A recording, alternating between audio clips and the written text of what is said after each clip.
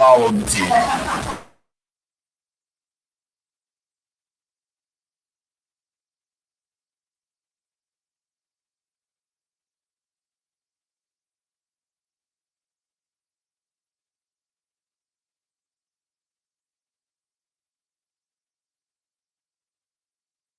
Gwynn and Chris are ready to go. And let's get into it. Weekend coming up here. Gwynn and Chris, 97.3 The Fan. Friday afternoon. Finally a Friday here on Gwynn and Chris. Chris alongside Bill House Studios, where we know how. Padres will be looking to start a new winning streak tonight after falling to the Giants 4-1 last night at Petco Park. And so there's that. I don't know. Like, did everybody who just climbed back on the bandwagon, turn around? I hope not, right? It was one loss. You're like, I'm done again. Yeah, right. I think there are people out there, Chris, that are just daily jump on the bandwagon. I got to believe there's going to be a lot of people, a lot of Padre fans at the end of this season who are going to need knee surgery because they're twisting and turning their knees, jumping on, jumping off, turning. Yeah, it's one day, it's just hard to do that. I blame a lot of it on Robbie Ray. I mean, this guy's a former Cy Young Award winner. I thought he had a hell of a game last night, made some big pitches when he had to. And, frankly, if you saw the game, and, all of us did, and many of you, I'm sure, it really was a game the Giants could have won by a whole lot more. I thought the Padres made some big pitches themselves to kind of stay in the game early on. But, it's not much going on last night. One extra base hit and, 4 at-bats with runners in scoring position. And so, it's a loss, and you hope you come back tonight, Tony, of course. Yeah, no, I agree 100% with your assessment. Robbie Ray was effectively wild, when he needed pitches, he made pitches. You saw a couple of the Padre pitchers, dance their way out of some jams. They got some nice play defense behind them. But, all in all, Robbie Ray, he you could just see it. Like, no one was on the barrel. Like, there was a couple balls hit hard, but, not a ton. And, tip your cap to Robbie Ray. I'm interested in the bounce back, though. Like, what does it look like today? Do we get the offense to come out and swing the bats the way they really have for quite some time? It's been a long time since they hadn't had, I think, more than 5 hits. Until yesterday. Carson Wisenhunt is on the mound tonight for the Gigantes, and see if this offense can get back on track here. Looks like Bradley Rodriguez, Padres did officially just tweet that out. I'd been reading it earlier, but Bradley will start tonight, which I imagine will lead us into some German Marquez. I thought it was interesting last night, Tony. I don't have the scorecard in front of me here, but I do. Okay, man. I'm watching the reason I'm bringing it up is because I thought it was interesting the way the Padres handled their pitching chaos last night. It was just a little bit different in the sense that J.P. Sears went more than one time through the rotation or through the batting order. He actually went 1.5 times through the batting order.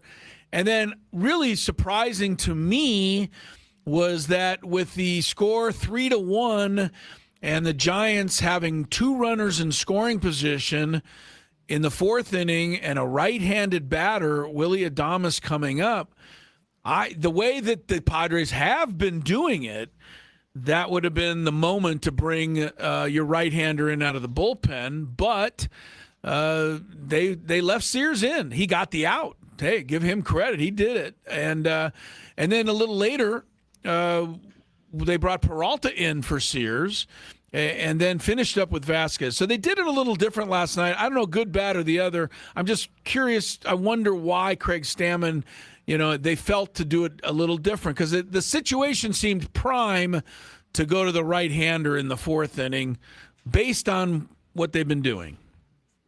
I think all in all, Sears threw the ball well. He made a couple mistakes. The Susac homer. Yeah. And then he was able to kind of dance through some of the other traffic that the Giants put together. I think they did that for really one reason. Sears was throwing the ball well enough. They left him in that first time. I don't think they wanted to bring Randy in without it being clean. They didn't want him to come in with traffic. And I think they got in both situations, they had already reached past the point where they were comfortable with the type of traffic that was on. And so I think that's why he stayed with Steers the first time. And I think the second time it came up, he went with Peralta because they still wanted to give Randy a kind of a clean look. Runway. Yeah, well, they pitched okay. I mean, they gave him 11 hits, 3 walks, a couple of hit bat. I mean, the Giants had a lot of traffic. But, again, Padres made some good pitches. In fact, San Francisco's 0 for 9 with runners in scoring position. So, all in all, you take away that one sloppy Rockies game. In the last week, the pitching has actually been pretty good.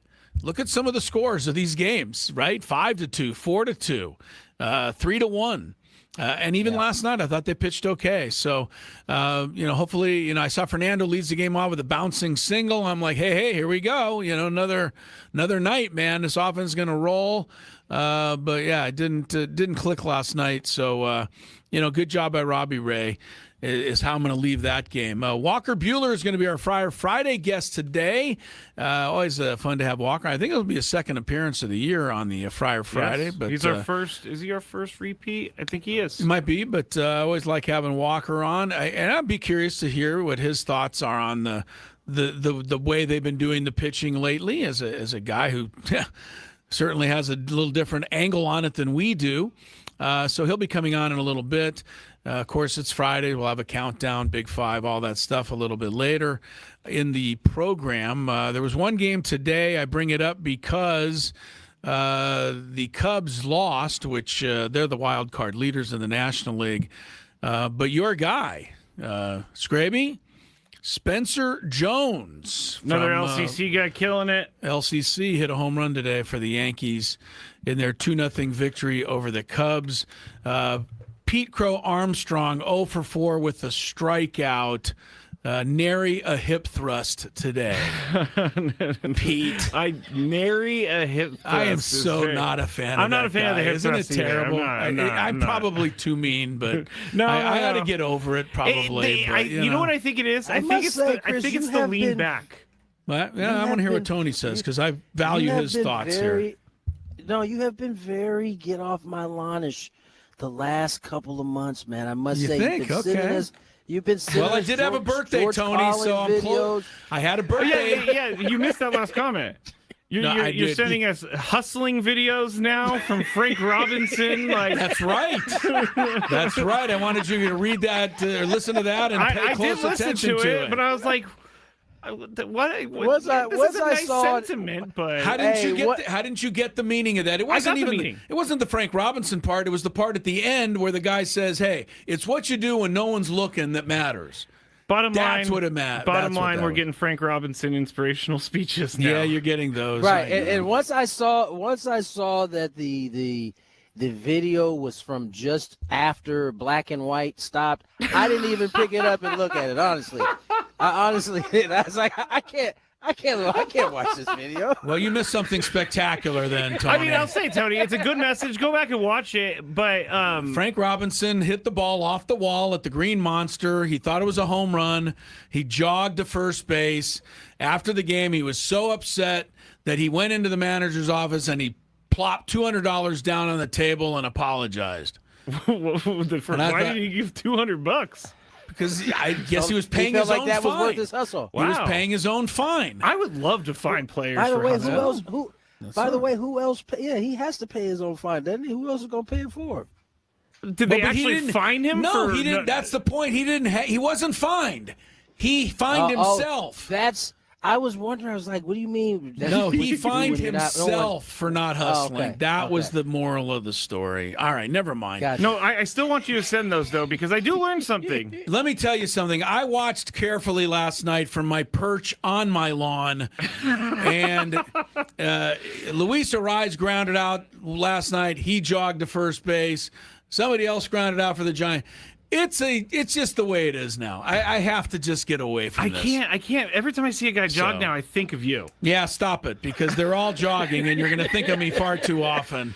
So, yeah, I just have to get over it. I have to get over it. I have an honest question. Because someone asked me this recently.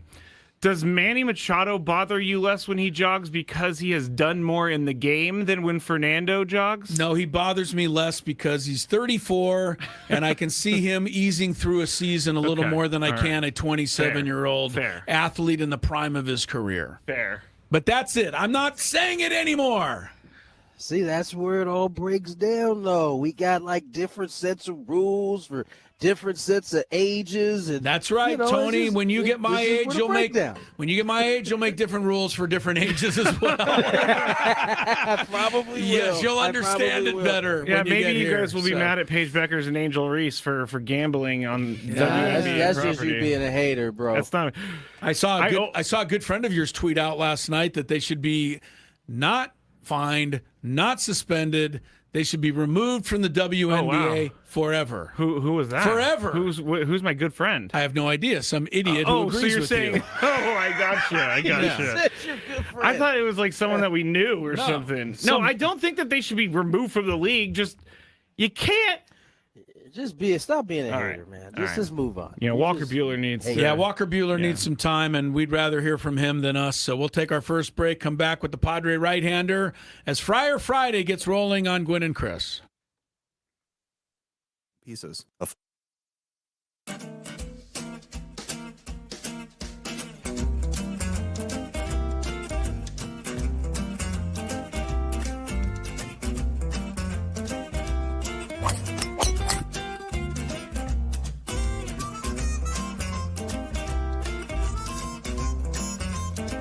These things. It even tells you, hey, there's a canyon over here. Don't hit it here. Skraby from about 45 feet. His caddy tells him to play it a little to the right. He's been playing well so far today. Fourth hole. Nice smooth delivery. Hit it too hard.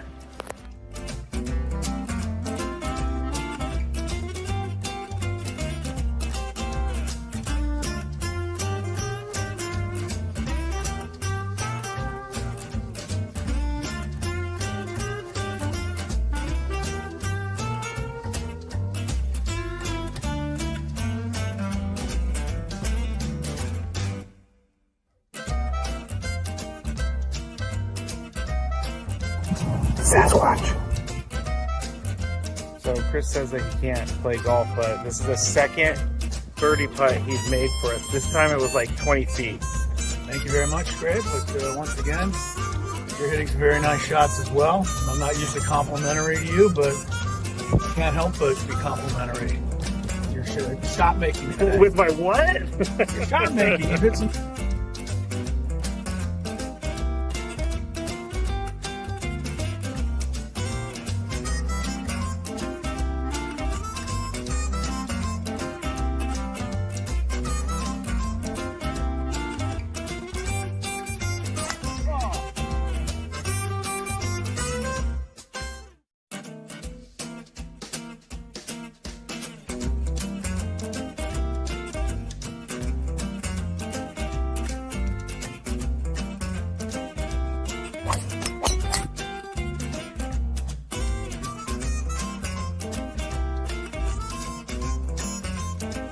These things. It even tells you, hey, there's a canyon over here. Don't hit it here. Skraby from about 45 feet. His caddy tells him to play it a little to the right. He's been playing well so far today. Fourth hole. Nice smooth delivery. Hit it too hard.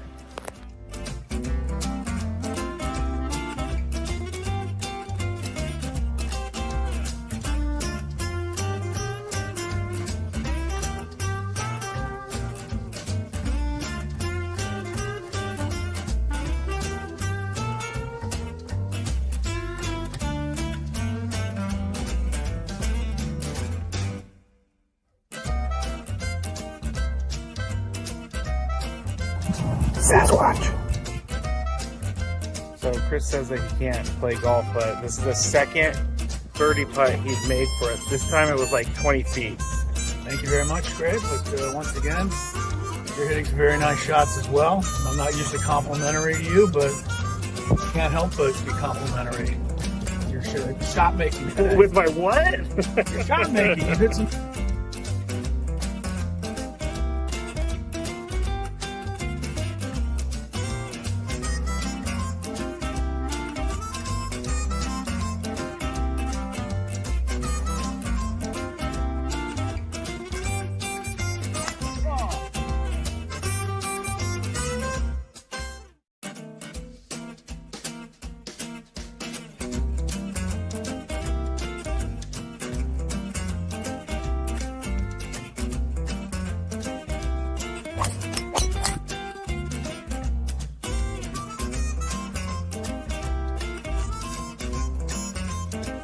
These things. It even tells you, hey, there's a canyon over here. Don't hit it here. Skraby from about 45 feet. His caddy tells him to play it a little to the right. He's been playing well so far today. Fourth hole. Nice smooth delivery. Hit it too hard.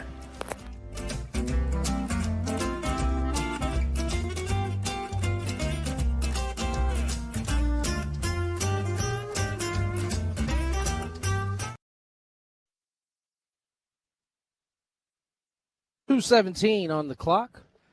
Friar Friday is the day. Walker Buehler will join us shortly. Tony Gwynn Jr., Chris Ello, Matthew Skraby. Looking at around, 2:20, I believe, Walker will join us.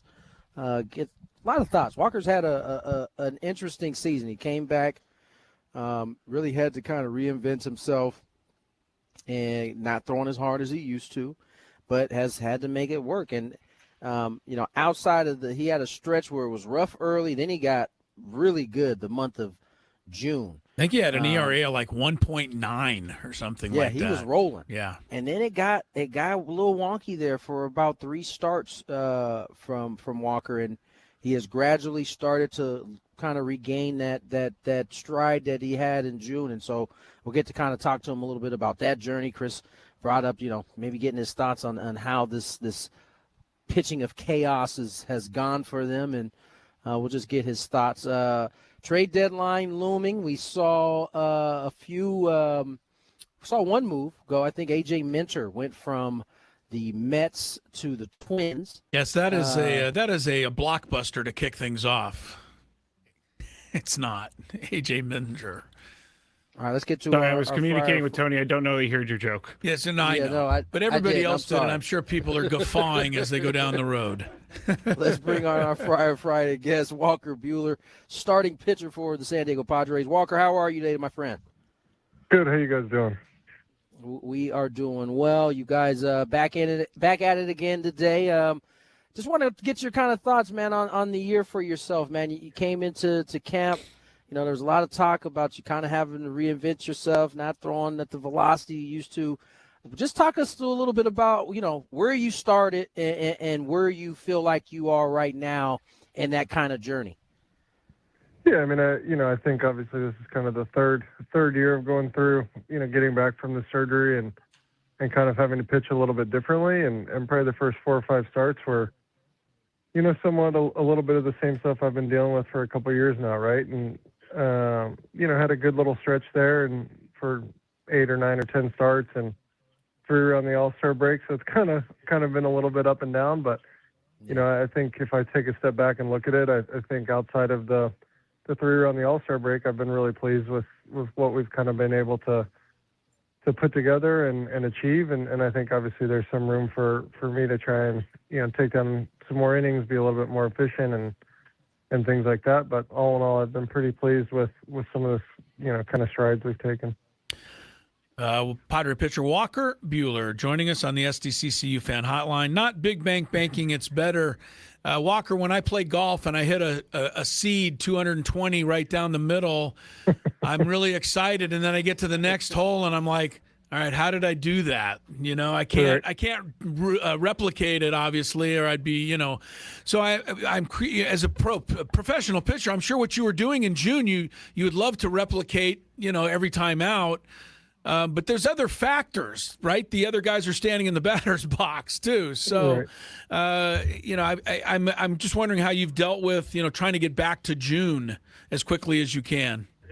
Yeah, I think the past two outings I've given up a few runs kind of here and there and been pretty pleased with it, but largely it's been, self-induced, right? Walking guys or kind of putting myself in a bad spot. And so for me, I think the kind of recipe is what it is. Don't put guys on base, and, I'm going to give up hits here and there, but you avoid the big one and avoid the big inning. Things have kind of been good. And, my first three in July were kind of the opposite of that, and that I was getting hit and hit kind of hard, as well as kind of making the mistakes on my own. So, luckily we've kind of gotten rid of a little piece of that, and I think it's kind of putting it all together. It's hard to say that this late in the year, but, at the end of the day, I'm trying to get back to being a really good Major League starting pitcher, and I don't know if that's necessarily something that happens overnight or in 1 year, but I think we've done a really good job, and the coaching staff has helped me a ton in terms of getting my body in a spot that at least it can kind of catch up to what,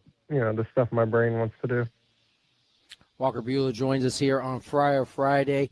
Talk to me a little bit about your cutter, man, because I've been watching you all season long. It just seems like to me when your cutter is on, a whole lot of good starts to happen.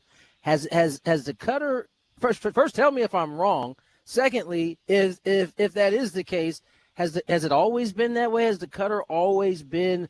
Because I just think back to that start against LA. I mean, that thing had them in spinning in circles, basically. Yeah, has it always been that way with the cutter?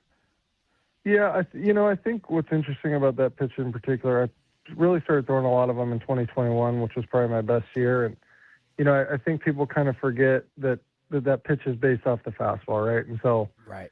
There's certain days where I feel like we overuse it or I throw too many of them and we get deeper into games and it's kind of not as effective. And so, I think trying to establish my four-seam fastball, regardless of the fact that it's not 95, 97, 98 like it was, in years past, I think is important for me, and letting that kind of be a weapon and not really the whole show. And I think in a lot of these games that I've pitched well, these cutters are late in at bats or in advantage counts, not trying to bail me out. And I think, I have a tendency to kind of run to it when things get a little squirrely on me, but the games that I've been really good this year or felt really good about the way I threw the ball, largely the cutter wasn't kind of as common a throw. It was a little bit more sparingly, but I think especially with some of the struggles that I've had and trying to kind of survive any way I can, I think naturally we're going to throw a lot of them. And I just think it moves a little bit differently than other people's cutters. I think in today's day and age in our game, everything's so data driven and everyone kind of can quantify everything that everyone does, right? And so we're trying to find ways to throw, some people call them unicorn pitches or just kind of outliers, certain release points, certain heights, how you can make the ball move from certain spots, creates angles that are hard for hitters to deal with. And I think my cutter largely is one of those pitches that there's just not many of them that move quite in the same, shape that mine does. Yeah. Walker Buehler is with us, and I'll tell you, Walker, I'm having a great time listening to you talk about pitching and controlling the baseball. I mean, for somebody that did a little of the pitching there myself, but not at the pro level, that's really fun to listen to a guy that's been doing this. And I mean, I don't know that you realize, but I just looked at this. You've started 167 games in your career. You've only been the losing pitcher 34 times. This guy's not easy to beat. And, I think that speaks to your great toughness and mentality out there. But I want to ask you about the new fangled pitching chaos, which you're not necessarily a part of, or at least on the periphery of. As a pitcher, what do you think of it? And what do you think of it for this team? It's actually seemed like it's worked pretty well here. Oh, you're talking about kind of how we're operating our right, with here? the 2 innings here and kind of piggybacking, that kind of thing. I think people kind of forget. Obviously I spent a lot of years in LA. We did some wild stuff over there as well, and the game is just different now, right? Not everyone lines up and throws 7 innings off the jump like they used to, and as I said, I think everything's a little bit more quantifiable, and it takes way less time for guys to get figured out here. And so this kind of new bulk role that I think is coming into the big leagues is it has certainly been effective, and we've been doing some really good things with it. I think on my head in the union side, having been the rep in LA for a bit, I think it's a very tough role for a player because the current system, as we've got the CBA kind of coming up, is not set up to reward guys like that. So I don't want to kind of tinfoil hat and say that teams are doing it for that reason, but it certainly doesn't hurt when you have a guy that can go and give you bulk innings, and then you don't have to pay him like a starting pitcher, right? And so there's just a lot about, kind of things that are effective but aren't effectively great for the player. I think the starting pitching, the lack of kind of traditional starting pitching or the way that role has changed is bad for players. And so, at the end of the day, I'm happy that we're winning, and I think a lot of these guys are kind of finding success in that role. I think all of them would tell you they'd rather throw 5 or 6 innings at a time as well, and that's how they grew up. And so it's an interesting deal. Obviously, we're in the middle of a playoff run, and we're trying to, kind of piece it together. But, at least for me personally, that's not something I would really be interested in doing or think that I would do very well at. I think a lot of the value in myself as a player is that, like, I'm not afraid to go throw 100 pitches even when I'm losing and stay in games and try and eat innings and things like that, or when things are going well to try and be efficient enough to stay in there for a while. So, I think that's a little bit more in my head than it is in kind of what's happened for me on the field this year. But at the end of the day, that's what I was kind of raised doing, and that's what I did when I was at my best. And I think that's what I'm kind of looking to try and achieve myself. Walker, fun question before we let you get out of here, and I've been paying close attention. I don't know that it has anything to do with weather, but how do you decide if you go long sleeve or if you go suns out, guns out? Because I've seen you do it both in hot and cold weather. It hasn't seemed to matter. Listen, man, sometimes it's just too damn hot out there, but I like to wear sleeves. I don't really know why. That's kind of a new development. But no, I mean, listen, a lot of what I wear, cleats, gloves, sleeves, is based on if it went good or bad for me the last time and if I'm just sticking with it or not. So, certain jerseys I think fit me a little bit better. These ones we're wearing tonight are a little baggy. I've got a smaller jersey in this one. I also am not a huge fan of the pink sleeves. I would like a navy sleeve with it. So when we wear these ones, I don't wear sleeves.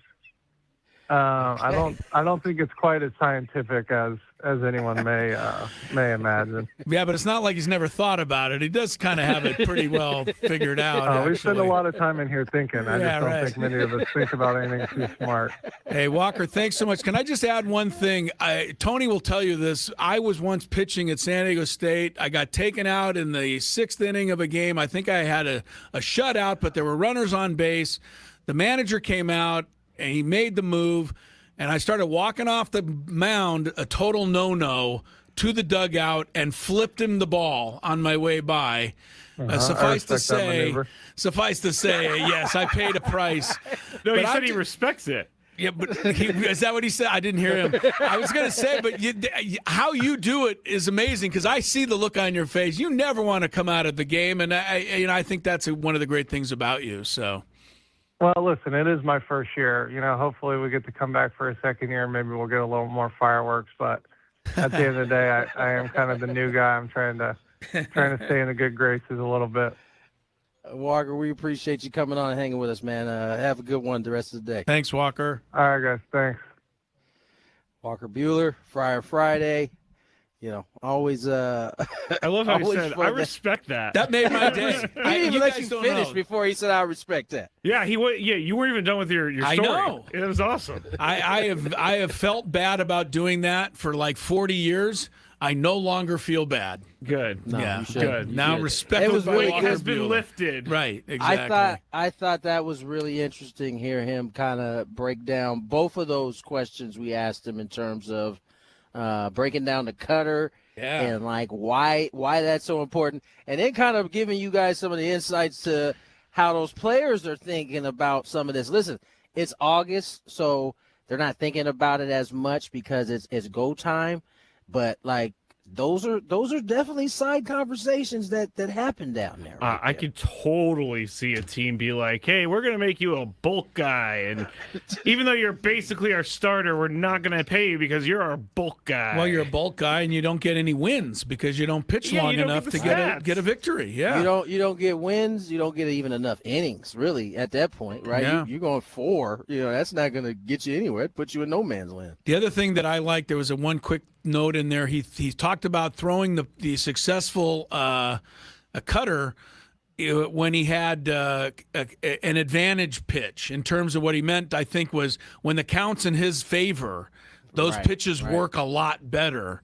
And that's what we've been talking about all year with Griffin Canning and a lot of these guys.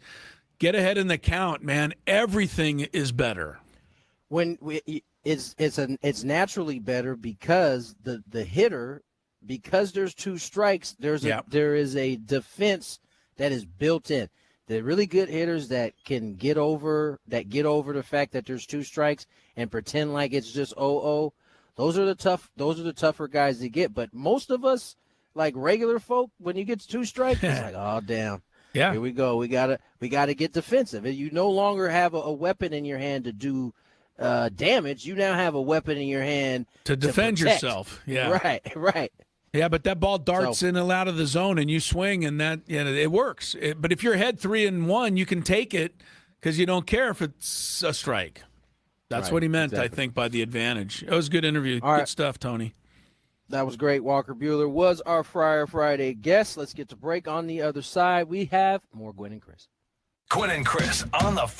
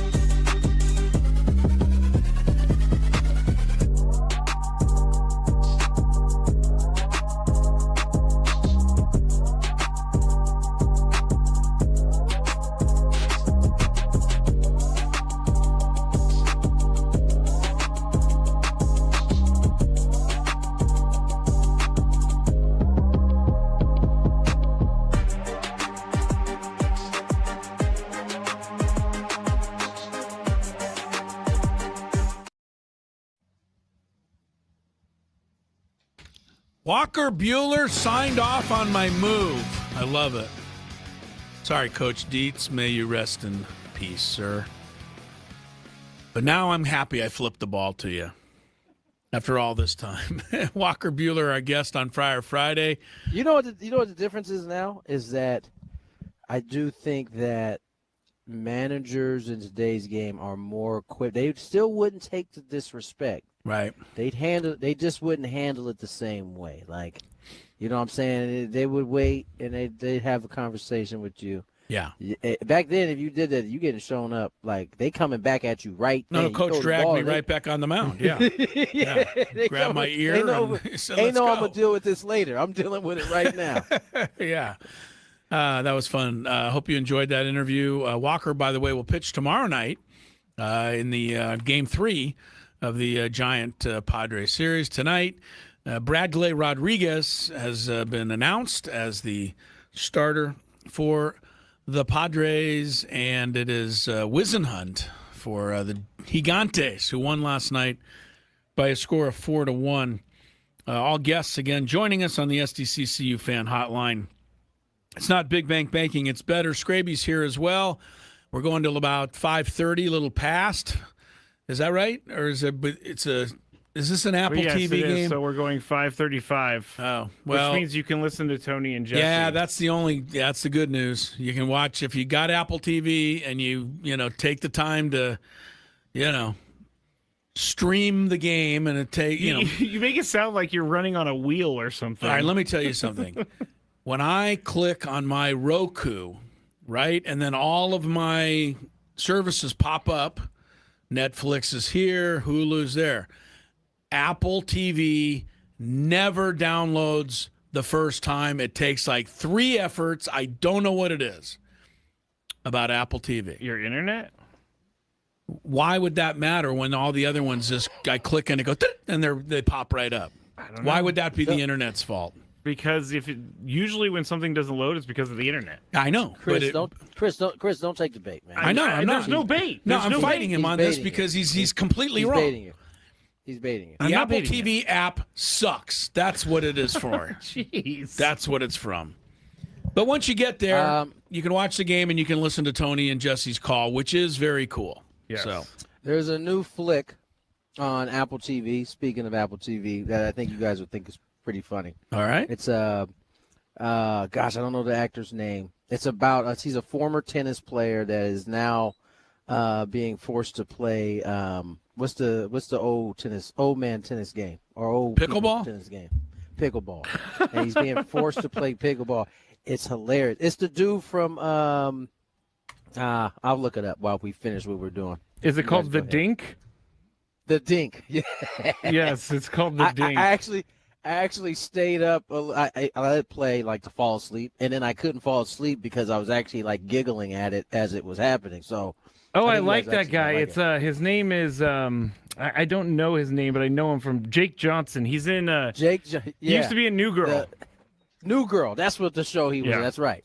Anyway, you guys check it out. I think everybody would like it. The It's fun. Dink's worth a laugh. I like that. We can all use a laugh for sure. The trade deadline is what? Monday or Tuesday? I get Monday. So this is at the weekend, pretty much, and then I guess most of it will happen on Monday. But I wouldn't be surprised if there's a few things. One thing that happened today to just keep everybody in the know. Mets right-hander Freddie Peralta was scratched from his start tonight. That unless he stubbed his toe getting out of his car, pretty much means that he's getting traded. So we'll keep our ear to the ground for that, but nothing official yet. And, the Padres get into the weekend. If you had to rate it, I'll ask you first, Skraby, while Tony and I kick this around. But if you had to go 1, 2, 3, and from the most likely Padre to be traded, who would be number 1 on your list? Not saying you want to trade them or I know. Just if you think somebody would get traded from the big league roster, who would be number 1? Morejon? Yep, I've been saying that for a while. Just not because they don't want him, Right. but because he's going to. But the thing is I don't know how much a single Morihone is going to bring you back. Like, is it going to bring you back a position player or a big leaguer? I don't know. I'm not sure if it can bring you back a big leaguer. So it depends on what you really. Well, if it doesn't bring you back a big leaguer, I don't think the I Padres don't think should they be would do involved it. at all. But do they want to subtract, or what are they, addition by subtraction, and get rid of one of your better pitchers in order to bring in a No, if you're going to trade, if you're going to trade Morihone, I want at least a starting outfielder, or a 3 or 4 starter. I think that's the minimum. I think it's really hard to do this because you don't. They're yes, in the grand scheme of things, you probably aren't going to get a lot for Morihone. But if you were to trade him, there may be one team that you'll be able to get more from that already has needs. You just need the right partner, when it comes to it. But we don't know that. I don't. It's hard for me to envision somebody like that being traded. I can't either. So I who's really your can't. number It one? really is. Well, I think he would be Okay. because I don't think they're going to trade anybody. Well, the report out earlier today saying that Mason Miller is not going to be traded, which we've all been saying for like weeks. But Somebody tell Jeff Passan then to that drop wasn't it his already. report. It wasn't his report. Goodness, it was Jeff. a It was Passan. Alvin's report. Yeah. Well, Bob Nightingale, by the way, we love Bob around here. Bob Nightingale wrote at least 3 stories this week. Not only that he thought that Mason Miller would be and should be traded, but he said that there were he called them rival execs. So I don't know who rival execs are, Tony, but try to figure that out. Rival execs said Mason Miller will for sure be traded, according to Bob That's Nightingale. earlier wishful this thinking week. from teams that don't want to see the Padres have Mason Miller. I don't know Like, what yeah, it is. yeah. And unless we have to eat our words Monday, I think it's kind of lousy reporting, frankly. Because you can throw anybody's name and say, I've heard that they're going to get traded. I mean, I think there should be some substance to You're not wrong. some of this stuff. What about like a Morihone for Moniak? Straight up. Straight up. Tony just gave me a look. Moniak is great here at Petco. He's a good outfielder. It's okay. No, he's good. This is more of me saying it. Mickey's having a great year. I just Yeah, don't he is. know. Morihone. I get it. Morihone. You know what I'm saying? I think you I could get I think you could get closer. Let's put it this way: Moniak versus whoever you're going to put in left field, I think is closer than Morihone leaving and what you would replace him with. I agree. That make any sense? Okay. It totally does. And that's Yeah. why I don't think my likelihood of him getting traded I'm is not even. I've not given that up high. on like trying to figure this out because I have a feeling that it's gonna. We're not even in the same. We're not even in the same ballpark. I love that honestly. too. AJ I must look at it just for fun though, right? And just go, "Oh my God, look would at this if- idiot over here." He doesn't know what the hell he's talking about. He's got the My- show on right now. Yeah, he's loving it. Listen to Chris. If What a I dummy. was AJ, Yeah. my staff and I would have a great laugh about Yeah. some of the stuff. Yeah, right. When they end up being so wrong. Did they say Moniak?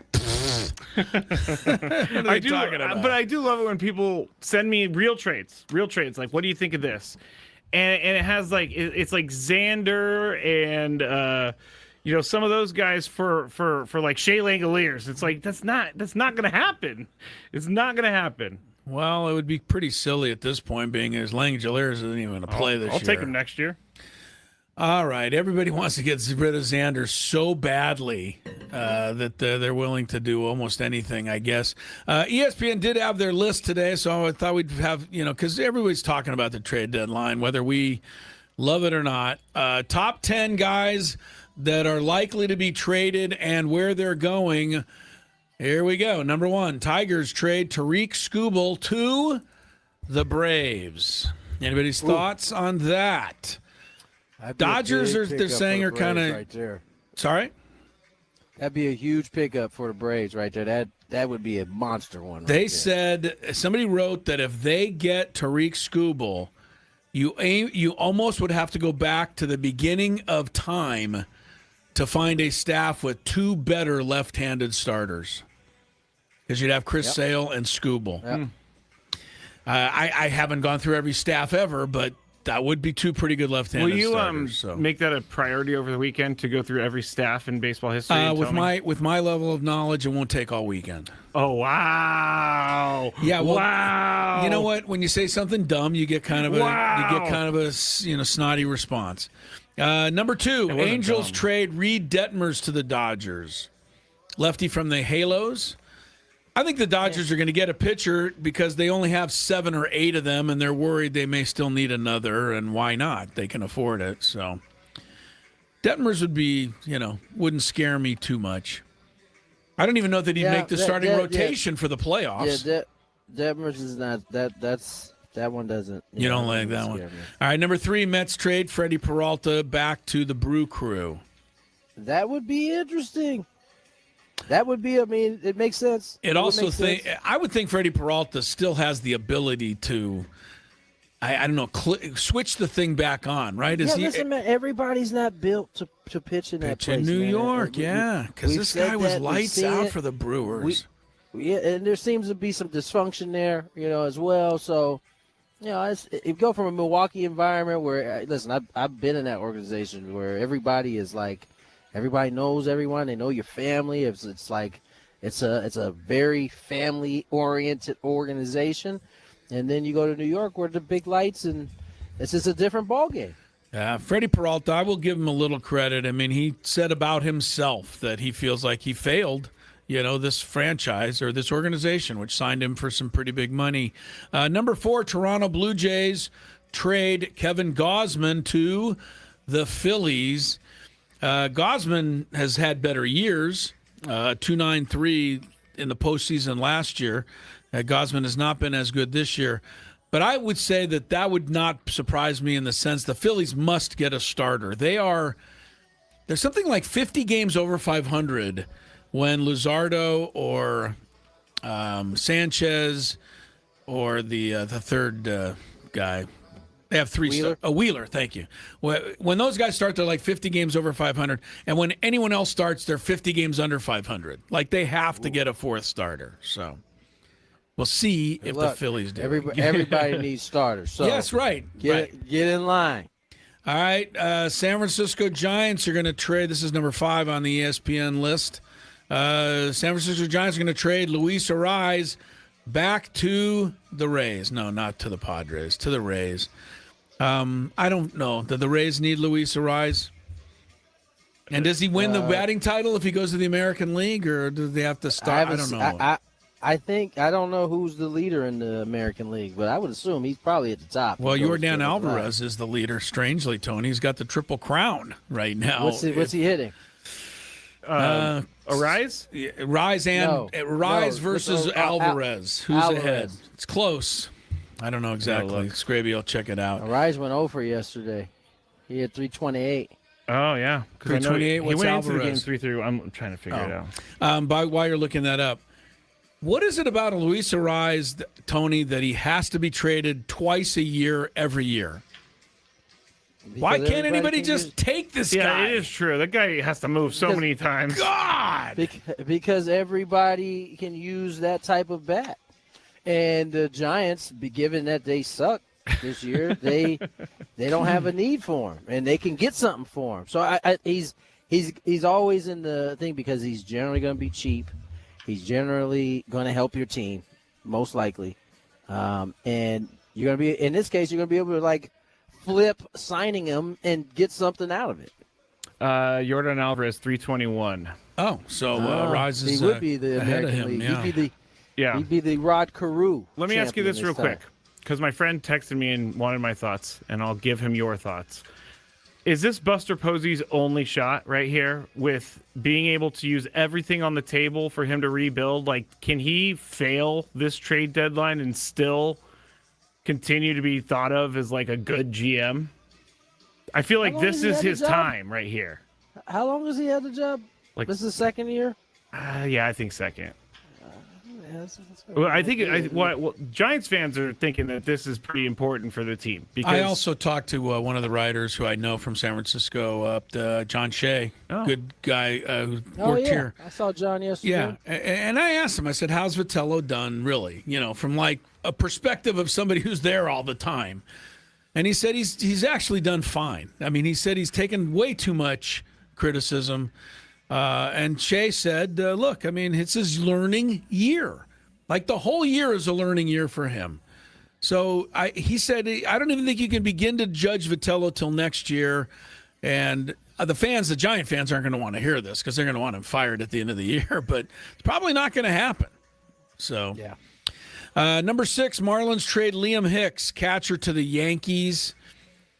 I don't know. The Yankees have to do something, I guess, and Mason Miller is still their first desire. Sorry. Yeah, right. Number 7, this makes sense. Mets trade Clay Holmes to the Cubs. Holmes is a pretty good pitcher. He's been hurt, though, the last 2 months. Cubs are looking for pitching and have been for a while. Clay Holmes is the type of player I would take, Tony, here. Yep. So I would too. You can give me a number good solid 4 starter. Maybe he's got, upside as a 3 starter. Clay Holmes would qualify for me, although, like I said, he's coming off, he's been on the IL. Tigers trade Gleyber Torres to the Red Sox. I guess that would be because the guy the Red Sox just got, Curtis Mead from the Nationals, is already hurt and probably out for the year. That's so brutal. Yeah, what a tough deal that was. And they traded like they're young, and the fans are kind of mad about it to begin with. Yeah, Connolly early went to the Nationals. Blue Jays trade Dalton Varsho to the D-backs. I would say I hope that doesn't happen because I think Varsho's pretty good. I lost track there for a second. I was like, wait, that just happened? No, that's number 9. That's number 9. Yeah, you're safe. And number 10, the Mariners trade pitcher Emerson Hancock to the Cardinals. So the interesting thing about those 10 from ESPN, there is no longer a Mason Miller mention. So we're happy about that. Yeah. Padres and Giants tonight. More Gwynn and Chris ahead. It's been good so far.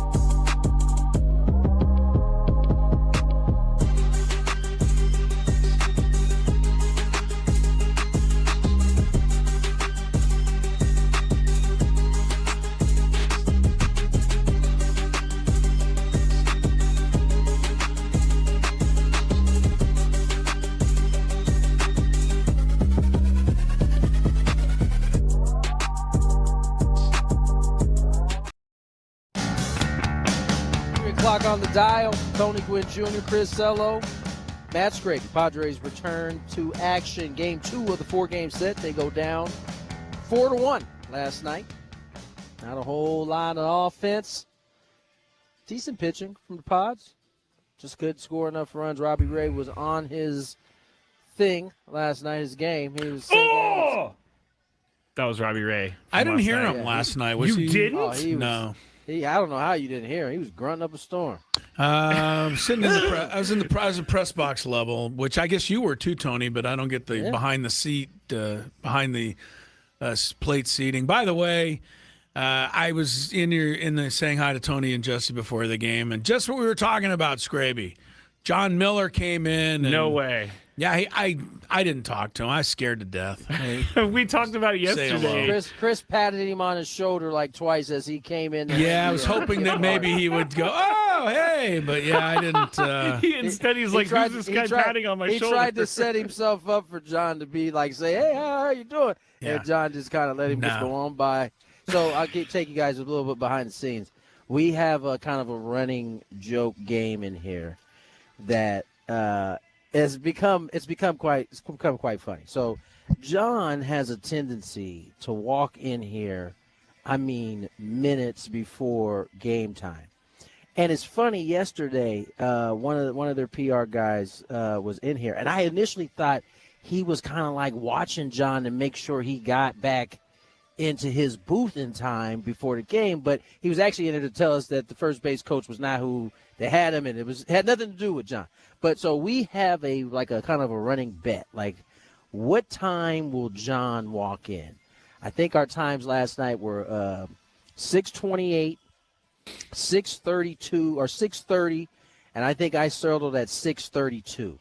Mind you, we come on air at probably like 6:35. And there's been a couple times where John has walked in like, I'm doing lineups. And he's having a full conversation with Jesse. At one point we had to go get Jesse because I had finished the lineups, and he was, John was talking him up. See, I know none of us are gonna be like, John, we gotta go. Like, he's a legend. Like, we gonna let him talk. If y'all gotta wait before we come on air, then y'all just gonna have to wait. That is such an uncomfortable producer moment. Yesterday I lost. I came in a little high. Dave Marcus got the time. Right on the dot. But he came in late because I was. That's when I came in also. Because I got to the game, I had to ask Tony or tell him something real quick. That's honestly why I tapped him on the shoulder. I know you guys are making fun of me, correctly so. I tapped him on the shoulder so I could get past him because I had to give Tony something, but. It's fair to poke fun at me because I am in awe of John Miller. So he came in, like you said, really late, and I was standing back there with Marcus, and I was like, yeah, this is kind of weird. The game's going to start in a minute, and he was just asking any old question, and I know there was no disrespect intended by John Miller, but when the national anthem was played, he just kind of kept on asking the questions. It didn't really slow him down. He took his hat off. Nice. He showed the respect. He took his hat off, but he still kept asking questions. These poor guys are trying to listen to the national anthem.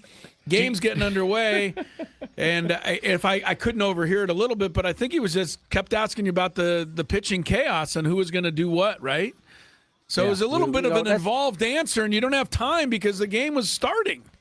Well, we had enough. Jesse had enough time. I was like, I actually shook his hand and said, John, I have to go get in there, lineups. And he always, I'm not gonna lie. The first couple times he stood here, I was nervous as hell doing those lineups. Like, I had never done them before because John Miller is over my left shoulder, and of course I bungled like the first couple names as he was standing there. It was just nerve-wracking. It's nerve-wracking. That's like a dude I grew up listening to baseball. Like, he was one of the main voices in young Tony's head growing up, and he's sitting there having full conversations with us. Yeah, well, you sound like Skraby and I were talking about him yesterday for sure, and he is a legend. But he is kind of a a funky older guy now, just kind of popping into the booth kind of whenever he feels like it. Doesn't he have to get back and call the game for them? Yeah, that's what I was thinking. He definitely does. He definitely does, and that is the funny part is that he is in here like he doesn't have to go back to do his game. And there's been many a times they gotta come get John out of our booth. Actually, it says a lot, I guess, about Justin. He actually enjoys our company because he often, when we play each other, he's in here. Like, almost every time right before game time. Don't kid yourself, Cohen. He told me last time when he did talk to me that he's only in there because he likes Dave Marcus's coffee maker. So is that what it is? That makes sense. It makes sense. He likes the coffee maker. No, that was fun. Coffee maker is clutch, though. Coffee maker. Got to have it. Got to have a good one. What were we supposed to talk about? We were going to do this. Talk about Craig Stammer. I know. I forgot what we were going to do. Yeah. We do need to hear from Craig Stammer. Early this morning, Padres manager Craig Stammer joined Ben and Woods for the management report presented by SDCCU. It's not big bank banking. It's better. Of course, they had to ask him about the whole pitching chaos, how it came about, whose idea it was, so on and so forth. Yeah, I think, we try to plan it way out ahead of time, and we realize there's a lost cause. It changes on a daily basis. So, we meet daily before the game, we meet daily after the game and talk about our pitching plan. It kind of came about, with everybody, all of us kind of talking together, the front office, pitching group, myself, other people in the organization, just to all right, how can we maximize our pitching staff in its current state? How can we get the best out of them? Is it the traditional 5-man rotation? Is it just kind of waiting and seeing and trying to predict, when they're, going to give up a run and try to get them out ahead of time? Or, should we schedule it a little bit more? Should we make it a little bit more specific? So all those things we discussed and kind of came up with this way we're doing it for now. And, hopefully at some point, we get back to that normal 5-man rotation, but at this point, the way it is, it's worked all right a couple games. We're kind of getting to the point now where we're running out of bodies, fresh arms, but hopefully when Walker pitches and Michael pitches, that kind of gives those guys a breather, and then we can get back at it again. But it's definitely a changing thing, daily, nightly, in game. It's a lot of work on our end, but it's also fun to try to help us win games in a creative manner. Sorry, Tony. I saw him walk out to the mound last night in one situation and to change the pitcher, but he was still looking over his shoulder talking to, I think, Ruben or one of the bench coaches. It looked like they were still kind of deciding what to do or how to do it. Yeah, it was Plawecki, which means I think it was more about letting the catcher know something about what was about to happen in terms of the pitching change. Because I was watching that too. He kind of turned back, and it was Kevin Plawecki, the Padres catching coordinator, who was kind of responding to him. I would also like to defend myself and the good name of one Kevin Acee, because in the Kevin Acee newsletter yesterday, it talked, and I quote, "The Padres pitching quilt is covering innings as well as could possibly be expected." That is a Kevin Acee term, and I was the one who was using it, and everybody else is like, what are you talking about? So it was Kevin Acee. I knew what you were talking about. Yeah. But a lot of people thought, right, what are you calling it that for? I took a lot of crap on the roundtable for that. Oh, did you? That's right, because everybody, it was like crickets when you said that, huh? Yeah, it's what's a quilt? Who says that? I said, well, I think Kevin Acee does. And that, anyway, Kevin, if it's good enough for Kevin Acee, guys, come on, good enough for me. Definitely. I just don't. I don't think the quilt thing really describes what's happening. Oh, yeah, no, it does when he. Did you hear how Kevin used it right there? Yes. Did you read that for me one more time, Chris? Yes, I think it's excellently written, I might say. Hold on. I'm about 12 button pushes away from finding it again. You clicked out? Yeah. Never mind. No, their pitching quilt is covering innings as well as could possibly be expected. You know what? That's What a does the quilt double. do? That's a double meaning there. Not only is the quilt stitched together, but the quilt is covering innings. Covering. I guess. That's So a he's got double it's a entendre. double thing there. Good job, Kevin AC. Yeah, even better. See, chaos. on the quilt. Anyway, go ahead, Tony. On the effectiveness of the quilt, because that's what it really was really about, the question. I appreciate Stam's realness as it pertains. He said it's worked a couple times, but we're starting to run out of bodies, fresh arms to continue to do this. And he didn't say it, but because he pivoted by saying, hopefully every time Walker. But I felt like he wanted to say, hopefully by Monday, AJ has yes, when done we've got a something couple about of it. real pitchers in here.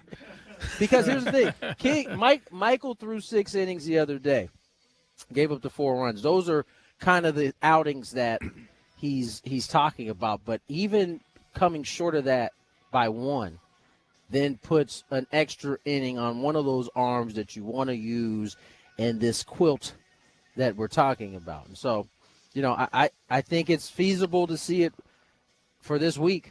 I don't know how you get beyond this week. Remember when the Tigers did it, they're a little bit closer to the finish line in 24 or 25. We still got 2 months to go. They weren't in July starting that. So, there's some distance that has to be covered, and I'm not 100% sure it can be covered this way moving like all the way forward. I think Clay Holmes will settle that when he comes in. I'm now calling for that trade to be made. Not a bad one. Yeah. Is he going to be added to the quilt? No. Once he gets here, then they don't have to do the quilt. Stop picking on the quilt. You can kind of cut. You know what? You don't have to have the quilt. I'm going to make him come face to face with Kevin Acee the next time. I am not he's saying in the it's Acee's fault. I just you're don't... totally ripping this, Okay, and all yes, right. you are. All right. That's fine. That's fine. Well, you're poking fun at it. You said, what, is Clay Holmes going to be in the quilt? I was asking you a question. The quilt covered the innings. I love it. Kevin Acee, man. Skraby, do you think, and I know they asked the question, did you listen to the answer? Did he answer the question on what he would want from AJ? I know he did answer it. I did not listen to it, but I can tell you I like the guys that we have on our team, but if we can get better, we can get better. Do you want me to put, let me go get it. Let's go for it. Let's see how close you get came. it. Let's see how Okay. close you come, Scrabe. What did I say? I like all the guys on our team. Yeah, you're predicting you're predicting Craig Stammen's answer. Yes. I'm predicting he doesn't say any of that. Okay. All right. Maybe he gives us something. Here we go. We talk about that stuff very often, not even during the trade deadline. How can we maximize our roster? What options do we have? Those types of things. And, I leave a lot of that up to him. I give my opinion. It's not like a strong opinion. I trust what he and the front office are doing with the roster, and then we kind of go from there. But, it's clear, like, we're running a pitching staff that's, we're running it just a little bit differently than what, we're normally accustomed to. And, would we rather have 5 starters roll out there that can go 6-7 innings? Yeah, that's, obvious. But are we figuring out a way to win this way too? And that's kind of where it goes. Like, yeah, you could change the roster, but does it help you win or not? And I think, that's his decision-making to make, me to help him talk through it and be someone that's in his corner and can give him what my thoughts or my opinion, and then we all collectively make a good decision on what's best for our team. All right, so he gave us something. I was going to say, was Scraby correct? No, the reason I said it that way is Tony was more correct. I said it that way is because someone asked him before the game the other day about this, and he said, no, I like all my players. I think that these players could take me to a World Series, and so that's what I thought he was going to say. Gotcha. Like I said, he gave nothing. All right, let's get to break. On the other side, where you guys going? We're going to maybe we haven't had a daily gambit. No, we week. haven't. We should do a daily gambit, so that's what we'll do. Because people love that part. The degenerates are right there ready for well, you we guys. They sent me a death threat because we haven't been doing it. Exactly. Well, they're degenerates. That's what Tony just said. I know. More Gwynn and Chris on the other side. Daily Gambit coming your way. From the 97.3 The Fan Traffic Center, here's your latest traffic.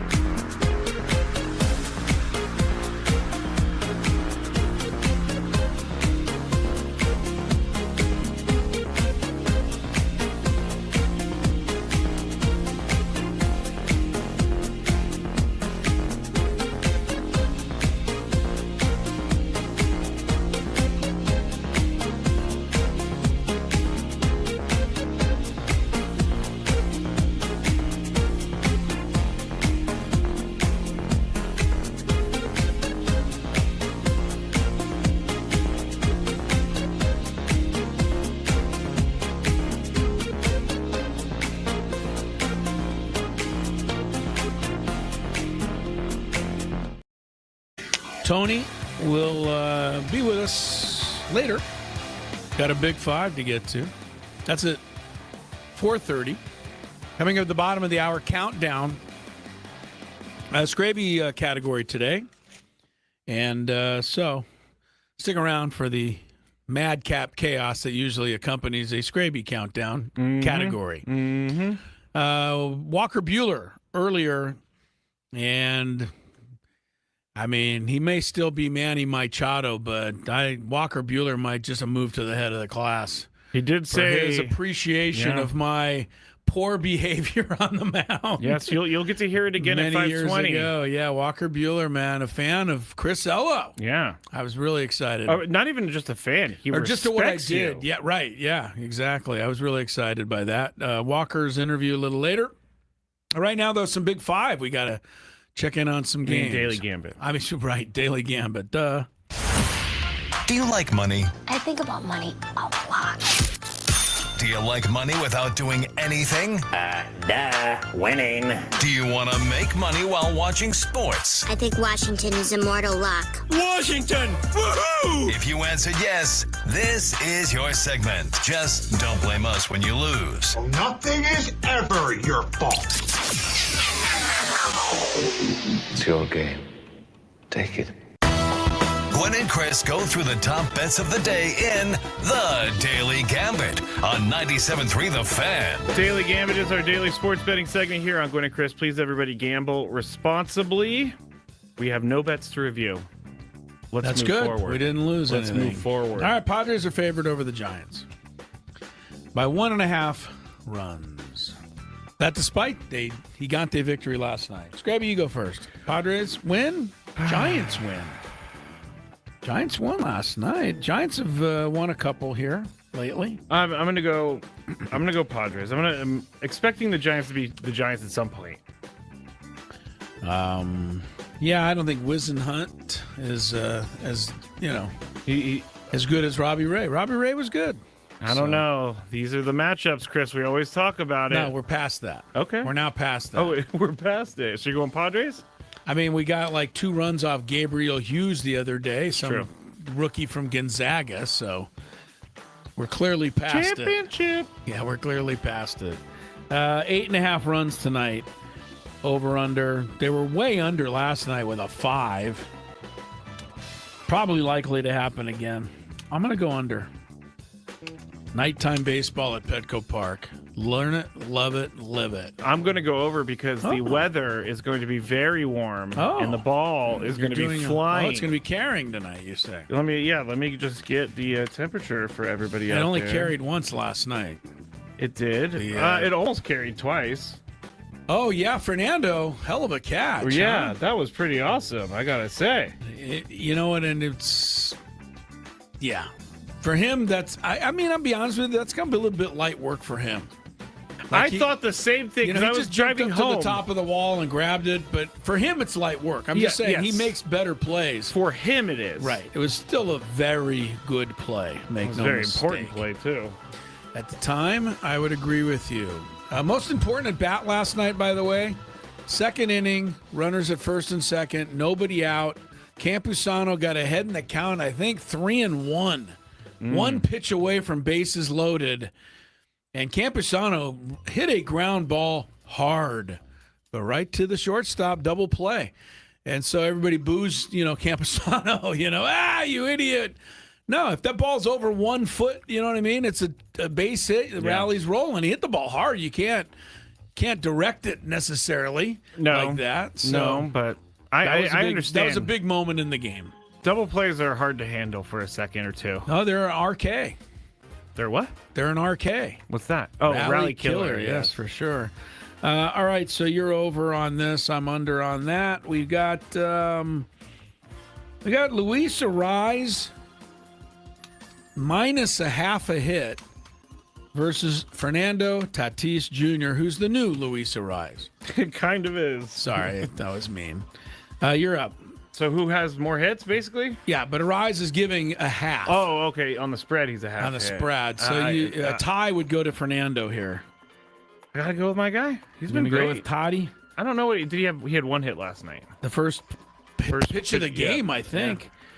I'm going to go the Rise just because he rarely goes 0 for 2 games in a row. Very rare. Dylan Cease, I'll remember him. 9.5 strikeouts versus the Cardinals. Cardinals are struggling. Struggle sauce for the Cardinals.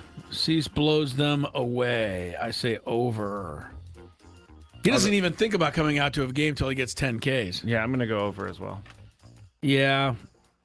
See, I know that a lot of people think, oh, AJ's this, he's that, they're dumb, we're a cursed franchise. No. It's just bad luck. Yeah, Dylan Cease, you got a no-hitter out of him, you got one good year and one really subpar year. He still made every one of his starts. So how much do we miss that right now? Yeah. We would take a Dylan Cease start in the last 2 months. Yeah, true. Yeah, but if you combine that last year's slump with his poor performance in the postseason the year before against the Dodgers, that's the memory of Dylan Cease around here. Our memory of Dylan Cease is not the guys who started the All-Star game this year for Toronto. I don't think I think he is caught up in the fact that he lost to the Dodgers on 3 days rest in the playoffs, and I think we attached that to him a little too much. All right, here we go. We got 2 openers. We got Edgardo Hernandez opening for the Dodgers tonight. And we got the Bradley opening for the Padres tonight. Do the 2 openers end up throwing the exact same number of innings? Oh, I was going to say pitches, but no. So like 1 inning for both, you say yes. If you think it could be different, you say no. You're up. I got to look up Edgardo Hernandez real quick. Well, he's an opener, so he's a reliever. He's not a starter. He's a reliever, just like Bradley. It's pretty much the same. I don't see them. I'm going to say yes, they pitch 1 inning. I'm going to go yes as well. I think that's a kind of a tricky wager. Because they can go in, 1 1/3 or something. Well, I think everybody, you look at it and you go, no, they're not going to go the same. And then you think about it and you go, yeah, they are. They're both going to go 1 inning. Makes sense. Tampa Bay against the Sox. Chicago White Sox. Tampa Bay is favored by $1.50 here. These have the best 2 records. Well, not the best 2 because the Yankees are ahead. But they would be the 1 and 2 seeds right now in the American League playoffs. Tampa Bay White Sox. And just remember, Tampa Bay 23rd highest payroll, White Sox 28th. When somebody argues that the baseball system is broke, that's the argument against it. These teams can't compete. Well, yeah, they can. They are. They're not having much problem. They're the 1 and 2 seeds in the playoffs. I'm trying to say the reason the White Sox didn't spend is because they didn't have any idea that they're going to be in this position. The bottom line is the system is not broke. I hate to tell you. It's a little broke. It's not. It's maybe not on equal footing. Okay. But you cannot tell me that you can't do well regardless of your circumstances. Agree with that, but okay. The extreme spenders are a problem. I'm going to take the Tampa Bay at home. Nick Martinez is pitching. I'm going to take Tampa Bay tonight over the Sox. But the Sox have been so good. So fun to root for them, I think, if you're just if you don't care about the American League like me. I mean, you're picking a team that with the worst record in the history of the league 2 years ago. I know. That's why I love them so much. I know. You taking them? I'm going to. All right. I think there's one WNBA, and then we'll get on out of here. And the Women's National Basketball Association. Are you stalling because the internet is slow? No, because I hadn't. Yeah, no, I hadn't. All right, this is a special $400 wager. Who scores more? This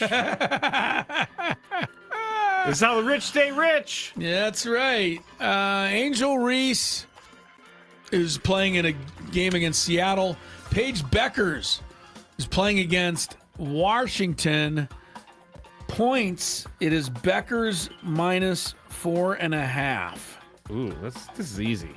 This seems easy, so I'm going to take Beckers. I bet you are too, right? Me too, because Angel Reese doesn't score a lot of points. She It just gets a doesn't lot of normally. rebounds. Surprisingly, Beckers' number is 21 and Reese's is 17. So that's why four, and I made it 4.5.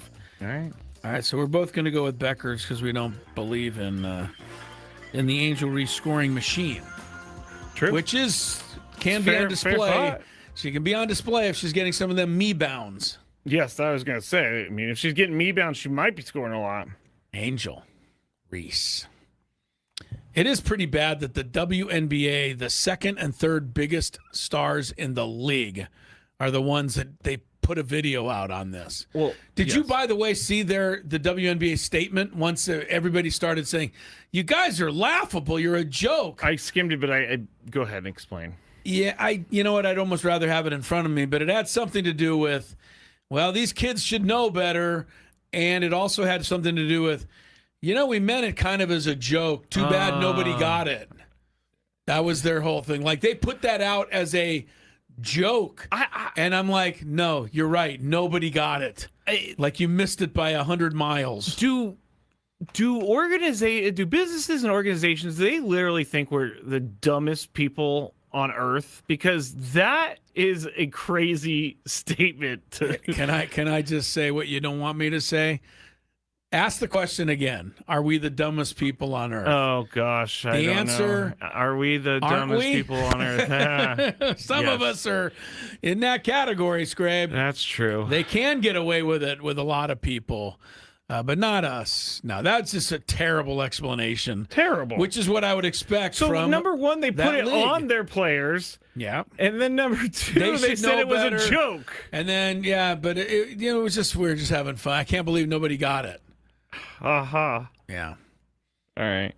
We're Gwynn and Chris ahead. I think it's time for the countdown.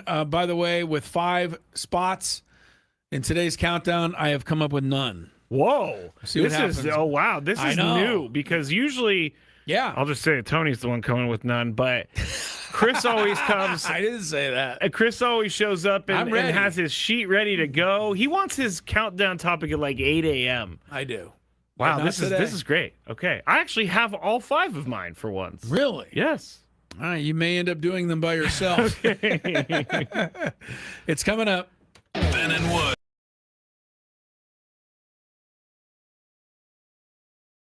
My question about Jackson Merrill, making plays all over the place this year. Last night, making plays all over the place.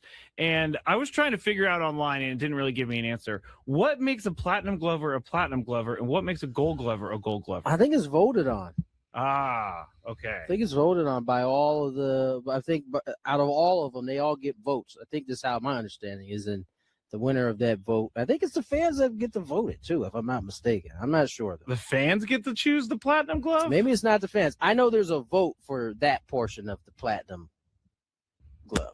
Do we think that Jackson Merrill is on pace for at least a gold glove this year? That's so hard to say because you don't know. We see Jackson every day. I haven't seen, Michael Everybody Harris else every day. Right. So of course I'm gonna say, he seems like he is, but I don't know what the rest of these guys are. Yeah, he's made a lot of gold glove plays, I would say, this year, and I think we have to just be content with that and then see where the gold glove takes you. You could go, if you go through the history of the gold glove, it's a bit of an interesting study because what you see is guys getting the gold glove and then keeping the gold glove for years and years and years and years. Doesn't mean that they don't deserve it necessarily, but it's a very hard thing to actually determine, I feel. And I think there's a lot that goes to having already won it. Your dad won how many, Tony? 4? 5? 5. But it took a long time before he was in consideration for the first one, before people started to say, hey, wait a minute, this guy can play some right field now, and then he had the breakthrough. And then I think he just kept up playing good right field. I'm not saying he fell off, but it's like once you win one, you keep it.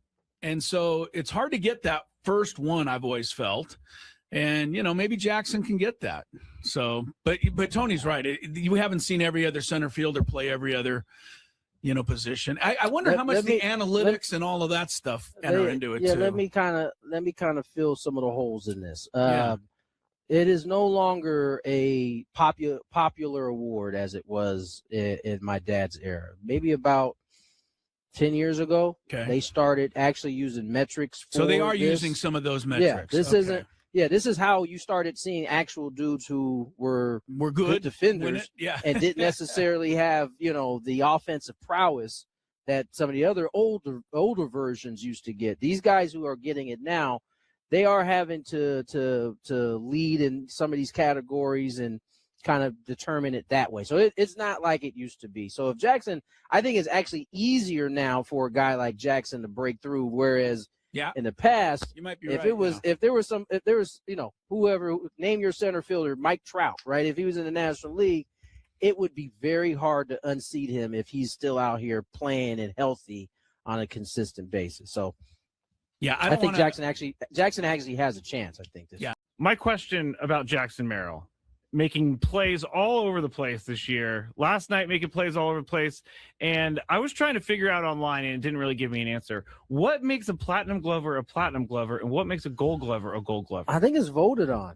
Ah, okay. I think it's voted on by all of the – I think out of all of them, they all get votes. I think this is how my understanding is, and the winner of that vote. I think it's the fans that get to vote it too, if I'm not mistaken. I'm not sure though. The fans get to choose the platinum glove? Maybe it's not the fans. I know there's a vote for that portion of the platinum glove. Do we think that Jackson Merrill is on pace for at least a gold glove this year? That's so hard to say because you don't know. We see Jackson every day. I haven't seen, Michael Everybody Harris else every day. Right. So of course I'm gonna say, he seems like he is, but I don't know what the rest of these guys are. Yeah, he's made a lot of gold glove plays, I would say, this year, and I think we have to just be content with that and then see where the gold glove takes you. You could go, if you go through the history of the gold glove, it's a bit of an interesting study because what you see is guys getting the gold glove and then keeping the gold glove for years and years and years and years. Doesn't mean that they don't deserve it necessarily, but it's a very hard thing to actually determine, I feel. And I think there's a lot that goes to having already won it. Your dad won how many, Tony? 4? 5? 5. But it took a long time before he was in consideration for the first one, before people started to say, hey, wait a minute, this guy can play some right field now, and then he had the breakthrough. And then I think he just kept up playing good right field. I'm not saying he fell off, but it's like once you win one, you keep it. And so it's hard to get that first one, I've always felt. And, maybe Jackson can get that. So, but Tony's right. You haven't seen every other center fielder play every other, position. I wonder how much the analytics and all of that stuff enter into it too. Let me kind of fill some of the holes in this. It is no longer a popular award as it was in my dad's era. Maybe about 10 years ago, they started actually using metrics. So they are using some of those metrics. This is how you started seeing actual dudes who were good defenders and didn't necessarily have, the offensive prowess that some of the other older versions used to get. These guys who are getting it now, they are having to lead in some of these categories and kind of determine it that way. So it's not like it used to be. So if Jackson, I think it's actually easier now for a guy. Countdown segment here. We did so without giving away the subject matter of the countdown today. Okay. All right. So you'll get that from us here shortly. Coming up on the program, we will have a chance for you to win one final pair of tickets to see Guns and it's not Guns and Roses, Skraby. Guns and Roses. Yep. Where's the apostrophe in the Guns and Roses? Is that after the N, I believe. Let me look. Look it up. Guns and Roses. It is after the N. Yeah, with Axl Rose and Saul Hudson. Yes, I believe, Saul Hudson fronting the band. If you were with us yesterday, Saul Hudson, the official name of the great guitarist Slash. Yes, it is. Saul Hudson, people. Doesn't sound quite as exciting there, does that? It does not. No. I used to toy around with a fake name for the radio. What is it? It wasn't great. What is but it? It was, well, the reason I did it is because I thought maybe I could be on the radio someday or a broadcaster. Okay. It was something I kind of aspired to be. So, and then I think everybody changed their name. At least radio DJs almost all did. That's true. I don't know about broadcasters. I assume Vin Scully was truly Vin Scully or people Maybe like that. some of them, but right. So I thought Chris Ello. The only thing that was I wasn't ashamed of any of it. I thought that the last name is difficult to picture in your head. Like if you hear Ello, like if you've seen that written, you now know exactly how it's spelled. Okay, it's like, oh yeah, simple. Okay, but if you've not ever seen it, or you're just hearing it for the first time, I don't know that it forms a picture in your head. I would have put a W at the end of it, like yellow without You might the have, Y. yeah, that's right. So that's why I was going to just be Chris Gordon, which is my middle name, as you know by now. Yes. So I thought that would be just simpler so people could remember who I was. But I never did it. You should have. No. Oh, you don't.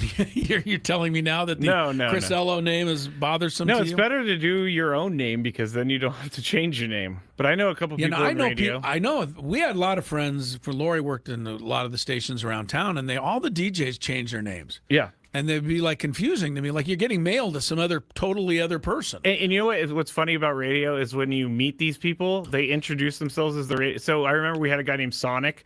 Have no idea what his real name is. They're not even sure what their real name is after a while. His name to me is Sonic. Yeah, right. They forget. They do. All right, let's get to today's countdown. It's now time for Gwynn and Chris to rank their top 5 of the day. Gonna grip and rip as usual. But this isn't just a regular top 5 list. I love it. It sounds sadistic, but I love it. This is the countdown. And it starts right now on 97.3 The Fan. I'm going to let you take it, Skraby. It's your category today. So all right. I'll let you introduce it. So the countdown today is going to be top 5 sports moments that changed our lives. Very dramatic, but at the same time, I think you'll understand. And these are not like super serious things. It's just things that I remember about from my childhood or from my adulthood about sports. Okay? Number 5. You want me to go first? I do. Okay. My first one is something that happened in 1997. I had just turned 12 years old. My family and I went to Las Vegas, or Lake Tahoe. While we were at Lake Tahoe, we were watching a boxing match, Chris. And I watched Mike Tyson bite Evander Holyfield's ear You off. were there or watching it? I was watching on TV, but it freaked me out. I did not like it, and I will never forget the feeling that I had when I saw Mike Tyson go after Evander Holyfield's ear twice. Like that was it's ingrained in my mind. It changed my life. I was going to say though, yes. In which way? I mean, how did it? Did it change your like? Because I think about it all the time. You know, okay, just it's on your mind. It's on my mind. Like anytime I see Mike Tyson, I think about the video of him going in to bite Evander Holyfield's ear. It really bothered me. I did not like this. I even had nightmares about it, Chris. For some reason, it changed my life. All right, good. Good. No, I mean, you survived. Yes, I did survive. I'm over it now. All right, my number 5 is going to be pretty weird. You're not going to even remember this even happening. It took place in 1972, and I would say the month was July. I'm trying to find a date, but I'm not getting it. It was a guy by the name of Mark Spitz. He won his 7th gold medal in swimming. He was the favorite. Right, and he did the whatever it was, the 100 and 200 freestyle, the 100 and 200 butterfly. He won the relay, he won the butterfly relay, and then he won the medley relay. So he won them all. He won them all in, record time. And I think it was like the first athlete that I got so excited about their accomplishment that like a poster went up on the wall. So I give Mark Spitz the credit for that. He was like the first poster guy. I definitely me. know who he is, and I've heard a lot about him. And the 1972 Olympics are famous for the wrong reason, unfortunately. Except that's the attack by on the Israeli athletes in Munich, Germany. And I don't know how this happened, but I still have a paper I wrote on the 1972 Summer Olympics. Wow. I 6th, 7th grade. You got to bring this in. Okay, I will. I mean, it's written in handwriting. You got to That's bring how this in. long I'll ago scan this it. is. I'll scan it. And I got an A. Like, it was that good. But Okay. Mark Spitz wins the 7 gold medals, and I think the combination of the athletes and what happened kind of, I mean, for a young person, understanding that sports was not all fun and games and that the real life was pretty serious stuff. That's a good one. So I'm going to go with that. That's a good one. All right. I'm going to go Number 4. All right, this is very personal to me. There's 2 of them that are very personal to me. When Patrick Willis retired out of nowhere, Chris. Oh. He's my favorite football player. He's my favorite 49er. I love the guy. He retired at the height of his game. And it really hurt me because I knew I was never going to be able to play or watch him play football again. And I thought it hurt you because you're never going to be able to play alongside of him. No, well, that was the dream for a little bit, but I couldn't. Patrick Willis is just a great dude. He has a great story. He's now like a business leader. He's very smart. He grew up in a place in Mississippi, I think it was Mississippi, with no plumbing. So he's overcome a lot. But when Patrick Willis retired, Chris, I was very sad. It embarrassingly affected me. Did you need to be consoled? Yeah, Like embarrassingly affected Waterworks? me. There was a tear. There Just was a one? tear. Or 2. Okay. Because I get tears all the time. I'm a tear person. You're a tearer? Yeah. I didn't know that. All right, number 4 is going to be April 15th, Tax Day. Although I wasn't paying taxes in 1973. But I was listening. The game was obviously not televised. Listening to Chick Hearn call Game 7 of the NBA Western Conference semifinals. The Bulls versus the Lakers, believe it or not. Bulls had the lead by maybe 6 points with 2 minutes to go. You have to go back and check the archives.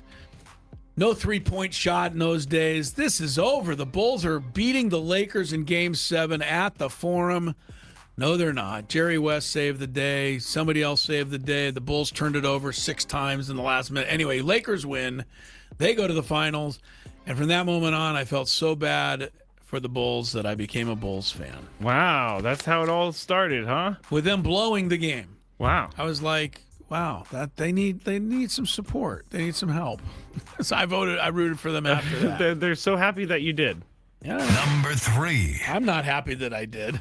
I guess save for the Jordan era, that's been pretty much agony other that's than that. Very true. My number 3, it's not going to be a specific moment, but if I need to name it, I'll say when Tiger Woods won his first major, because I was a massive fan. I was 12 years old in 1997. I was a massive fan of his, and he made me want to become a pro golfer.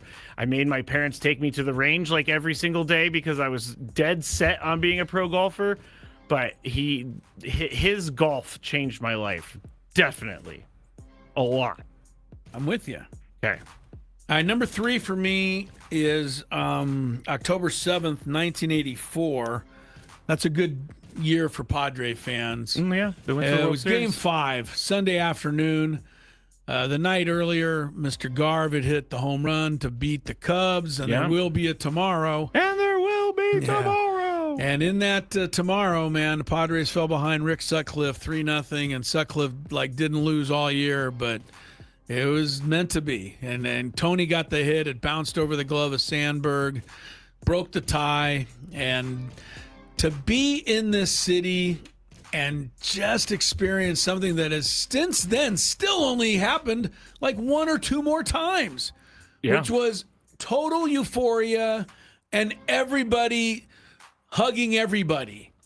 Like, that hasn't happened in this city more than maybe that day and the day the Chargers qualified for the Super Bowl. Mm-hmm. So that was, it's just something amazing. What I do remember is people honking their horns all night. Like 4 a.m, everybody driving, honked their horn. I don't think anybody cared. Yeah, I mean, Padres went to the World Series, so that was awesome. Okay, so wait, I gotta hit the button. Number 2. Where'd my dinger go? But I don't know how it changed my life other than to say it's good to see that I guess you realize 100% that sports can be that. Yes. That No, that can change your life. Definitely. And sports can do something that not a lot of things can do, which is put everybody on the same page for a couple of hours. Yeah, I agree. My number 2 is actually going to be something similar, but it will be the Game 4 of the NLDS against the Dodgers when the Padres beat them in 2022. Good. Because my my job that day was to go and help Tony after the game if they won, and they were down the entire game. So I was just sitting there, and I was about to leave, and then they made the comeback, and then the rain started, and then the rally goose happened. It was just the video of the rally goose. Anyway, that was a fun night when I was leaving. About an hour and a half sit next after to each other? No, we did not that game because they wouldn't let. Oh, me we in the couldn't press all box. squeeze in there, yeah. But about an hour and a half after I left, after the game, maybe 2 hours, people were still celebrating in the wanted to go streets, home. honking, Absolutely. hanging out at sunroofs. It was great. Absolutely. It was great. Nobody wanted to go home that night. It gives me chills. Just like that sort was a of moment. community is awesome. The rain added to it big time. Blink 182. What happened? What I remember is old the Reaper behind the plate, not the Reaper on the mound. What's the umpire's name who I like? Oh, Tom Payne. Tom Payne did the home plate. Yeah, he was all over that game. Just everything. It is cool when you are that locked into a game. Like you're just sitting there on every pitch, and everyone in that stadium would say the same thing. Oh, for 4 hours. I don't know how long that game was. It could have been 4 hours. I wouldn't have cared. No, you were just so locked in. It was crazy how, like, when they say you could feel the energy in here, like that was a moment where I actually knew what they're talking about because everybody was feeling the same way about it. All right. Number 1. Well, my number 2 real quick. Oh, yeah, my jump bad. past me. October 31st, Halloween, 1971. The day my dad took me to the Coliseum to see the Dolphins beat the Rams 20-14 as a visiting fan of the Dolphins. And unfortunately, since that day, been rooting for the Dolphins. So I guess it changed my life. It did. Yeah. It definitely did. Yeah, I sound pretty sad about it now. My number 1, it's unfortunate. It is kind of ironic that I ended up doing sports radio in the city of San Diego because my number 1 moment is when the 49ers won the Super Bowl in 1994. I was 9 years old. You're not going to win a lot of support by telling this story I know. right now. I was 9 years old, and I was hardcore 49er. Of course you were, but that was a bleak day in these I these understand, parts. and that's why I'm going to pass along to you. My number 1 moment is the happiest moment of my life, except for marrying my wife, and I have to say that because if she was listening, she'd be mad. But as happy as marrying my wife was, this was right up there, and that was Lamont Butler's shot, and you know damn well what it was. It did change your life. The greatest thing I've ever seen. It did change your life. That's a good one. The reason also for it is not because they won, my alma mater won, but that's a big part of it. But it was the only time, I think, or one of the few times where I felt like, you know what? All the times I've sat here and watched sports or things, and I've said, you know, it never goes my way. Yeah. Finally, yes, it went did. my way. So. David said watching Hoffy break the saves record. That's a pretty good one. Okay. But there's some moments, individual stuff like that. What about when they beat Alabama? It literally made you cry. Yeah. That 2-week period, but I wasn't allowed. I wasn't allowed a 2-week period. I could only pick a moment, so I went with Butler because beating Creighton on the final free throw by Trammell was another great win. All 3 of those games. It was incredible. Maria says the Joe Musgrove no hitter. So there's plenty one. of them out there. All right, good stuff, everybody. Gwynn and Chris goes to Chris versus the fans next. 833-288-0973, and I think we're gonna have 2 winners today. Yes, we didn't have one yesterday. I don't have enough questions. We're going to figure this out. Skraby finagles it.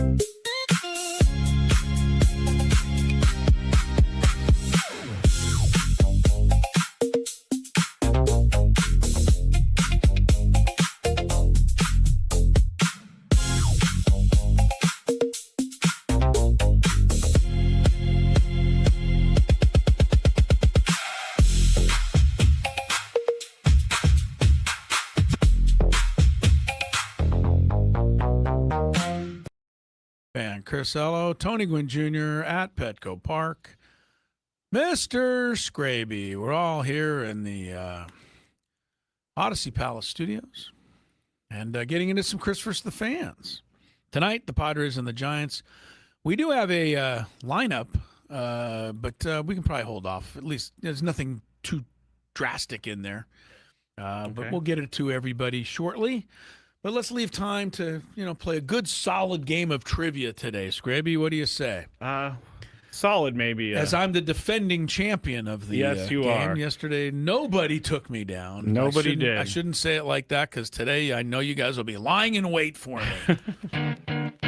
If you had one shot, one opportunity to take down the human almanac himself, howdy do. Now is your time. Listen to me, this guy is dangerous. Now is your opportunity to win a prize. Well, I hope you know what you're in for. Chris versus the Fans starts now on 97.3 The Fan.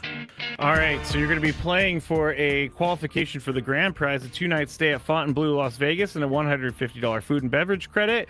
The Oasis pool deck at Fontainebleau, Las Vegas is officially open for the season, offering a 6-acre elevated pool experience with 6 distinct pools and live beach. Enter to win a 2-night stay at Fontainebleau, Las Vegas, and a $150 food and beverage credit. To book your stay, visit FontainebleauLasVegas.com now. The rules. You have to make it through 3 questions. Each question will get more difficult. If you get the question right, you move on. If you get it wrong and Chris gets it right, you're eliminated. But if Chris gets it wrong, then you move on to the next question or you win. If you're a first-time player... I didn't know what we were doing. I can't today. play that every single time. But All right, let's try it again. I should have told you. If you're a first-time player, let us know before you get into it, and you'll get that question for free today. I have a quick question before we get to today's proceedings. Yes, sir. Do you know who Josh Fields is? Ring a bell in any way, shape, or form? It does, but I don't know why. Well, maybe I'm thinking Justin Fields. You might be. Yeah, this is not Justin Fields. Okay. This is a relief pitcher. No, then I do pitched not in know. Major League Baseball from 2013 through 2018, parts of 5 seasons. In those 5 seasons, he saved a grand total of 13 games with a 3.71 career ERA. Why do I bring him up? Yeah, why do you bring him up? Because we're heading into the trade deadline this weekend. And I think that I'm tired of the Dodgers getting away with the worst actual trade deadline deal ever made. We hear all of the ones from Lou Brock in the 60s. You can remember people will tell you about Lou Brock going to the Cardinals. What a terrible trade. And there's been so many others. Juan Soto, the Padres still take some heat for acquiring him for all those players. And on it goes.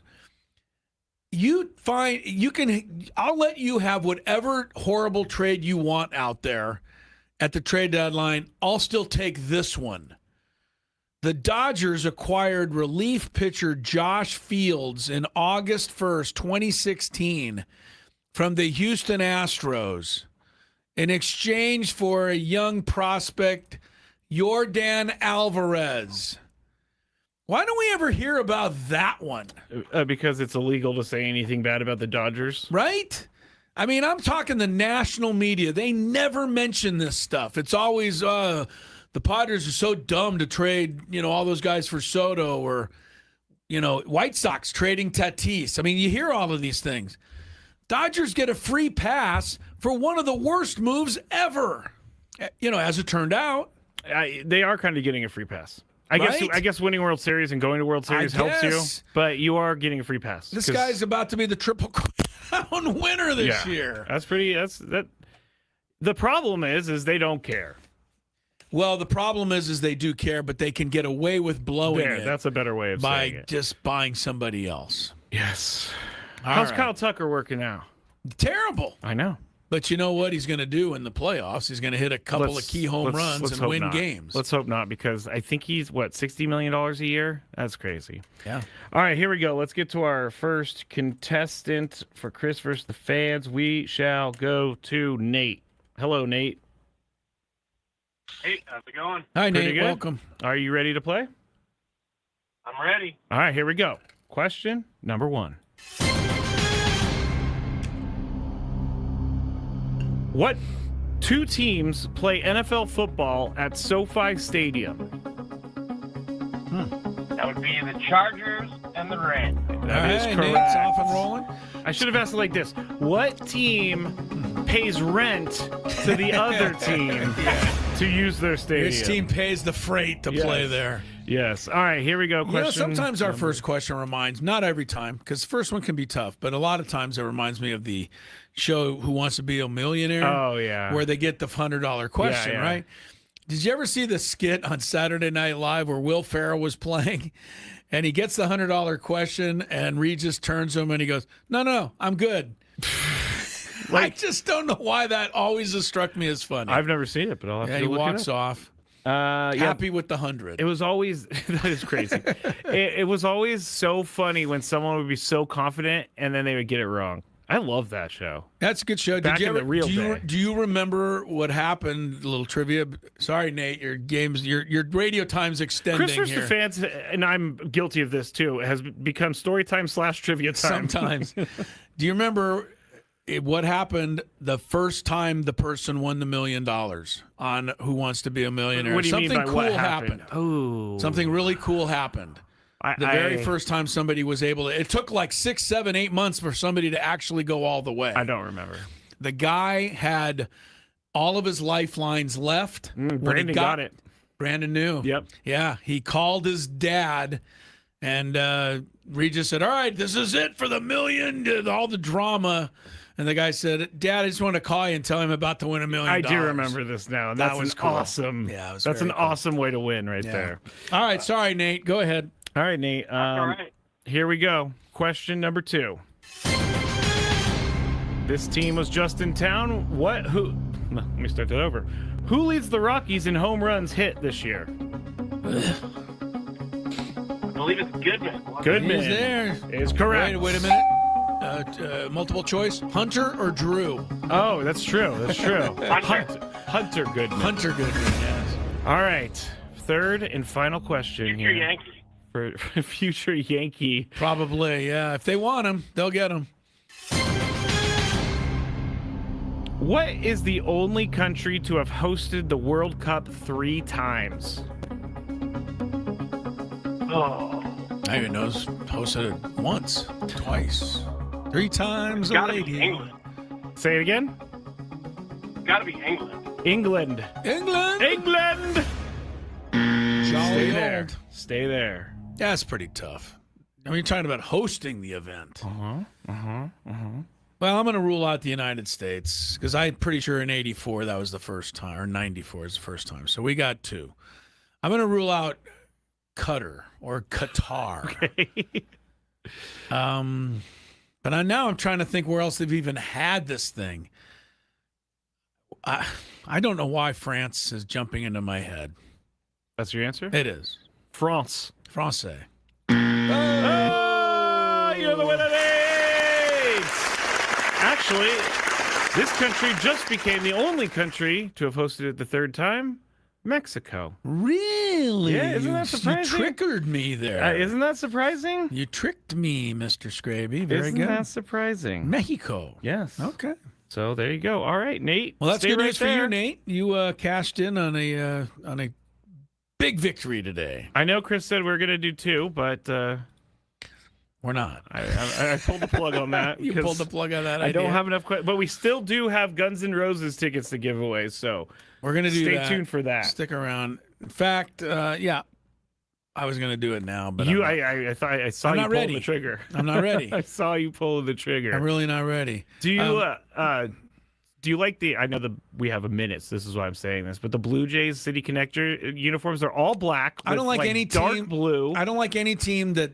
I'm serious. I don't like any team, the Blue Jays in this case. I don't like any team that doesn't have black in their uniform color that then wears black. Yeah, I agree. I just don't think you're allowed. It's like in the World Cup when Canada was wearing black. They have no black in their Duke colors. is one of those. Duke. That's true. You're blue. You don't get to just wear black because you want to sell a jersey. What no, about Arizona Cardinals? They have those alternate black jerseys now. Yeah, Dolphins wore black. Remember in the Monday night last year? 49ers have worn black.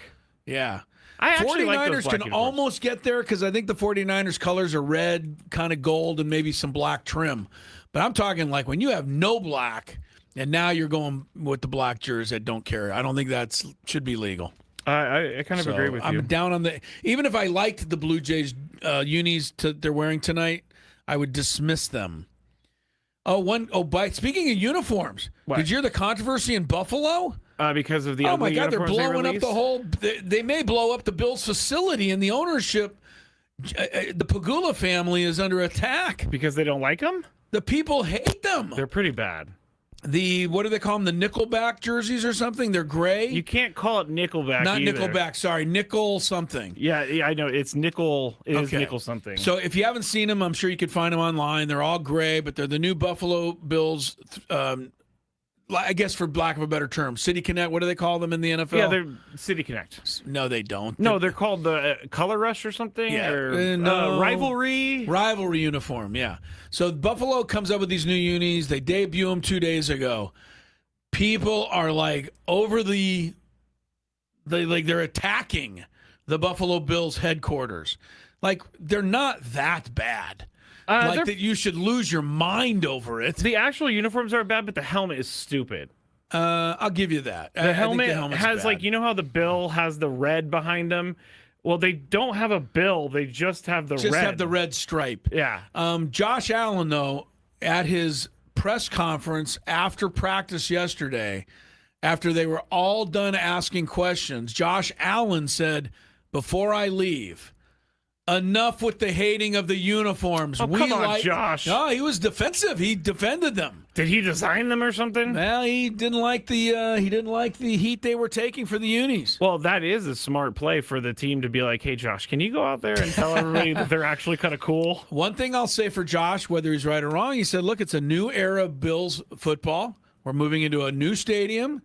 Nothing wrong with a little update and something new in the uniform." I have no problems with new uniforms. You just didn't like them. They're just the gray's fine. It's the helmet that bothers me. Bugs you. Yeah. But that wouldn't be the number one. I'm asking you a tough question off the top. If you could eliminate for good any NFL uniform, like you never have to see it again, can you think of one that jumps out? And no fair saying like the Cowboys because you're a 49er fan. No. I'm talking about a uniform that's really ugly and should just not be worn. Do you have one? Yeah. Or should I give you till after the break? Let's go to after the break. Coming up with that next on Gwynn and Chris.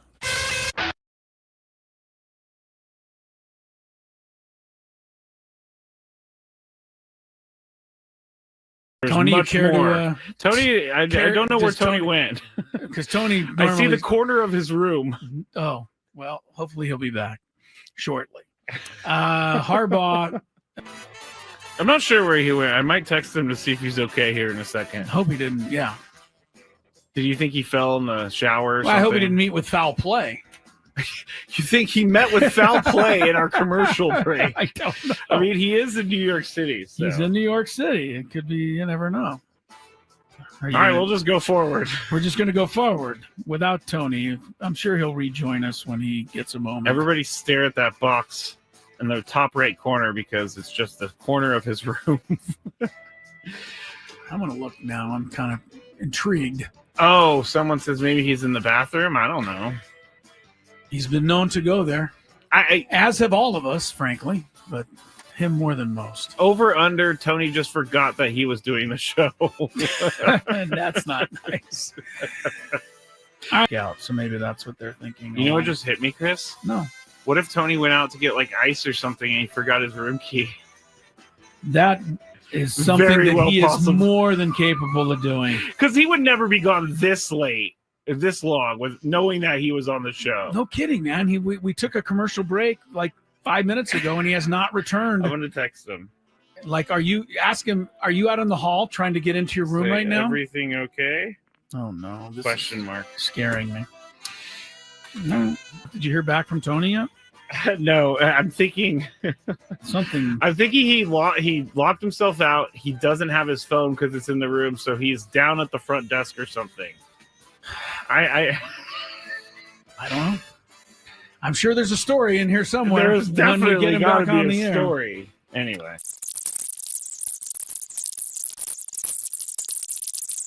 I was very concerned about Tony, and I took him off the screen because he's not back. I guarantee you he got locked out of his room. I don't think you're wrong, because that makes sense. But how far away is the lobby? Of course, the New York hotel, it could be one of those ones where you got to wait a while to get up to the... And he's just sitting lying. I don't know why I find this so funny, but it is. Well, it's funny to if me. it's funny if he comes back with a funny story. Yeah, like it's I locked not myself funny. out. It's not funny if he fell and hit his head somewhere Well, and we don't know where he is. Of course, That's not funny. Of course, that's not funny. He's obviously not with his phone because he hasn't gotten back to us. Has Tony locked himself out before? Not during the show, but I'm sure he has at one point in his life. Of all people, Tony would certainly seem to be one who would do it. Oh, August also says, or no, Clinton said, got to use the key card for the elevator too. So maybe he's just stuck. You can't even get down? No, you don't need the key card to go down. Okay. You only need those to go up. You should be able to get down to the lobby to say, hey, I locked myself out in New York City. But if we do, can you go to the Padre Hotel and knock on Tony's door? We don't know where he is still. No. Still hasn't come back. And I turned on It's been 20 minutes now. I know. Now I'm starting to get a little worried. Yeah. Where'd he go?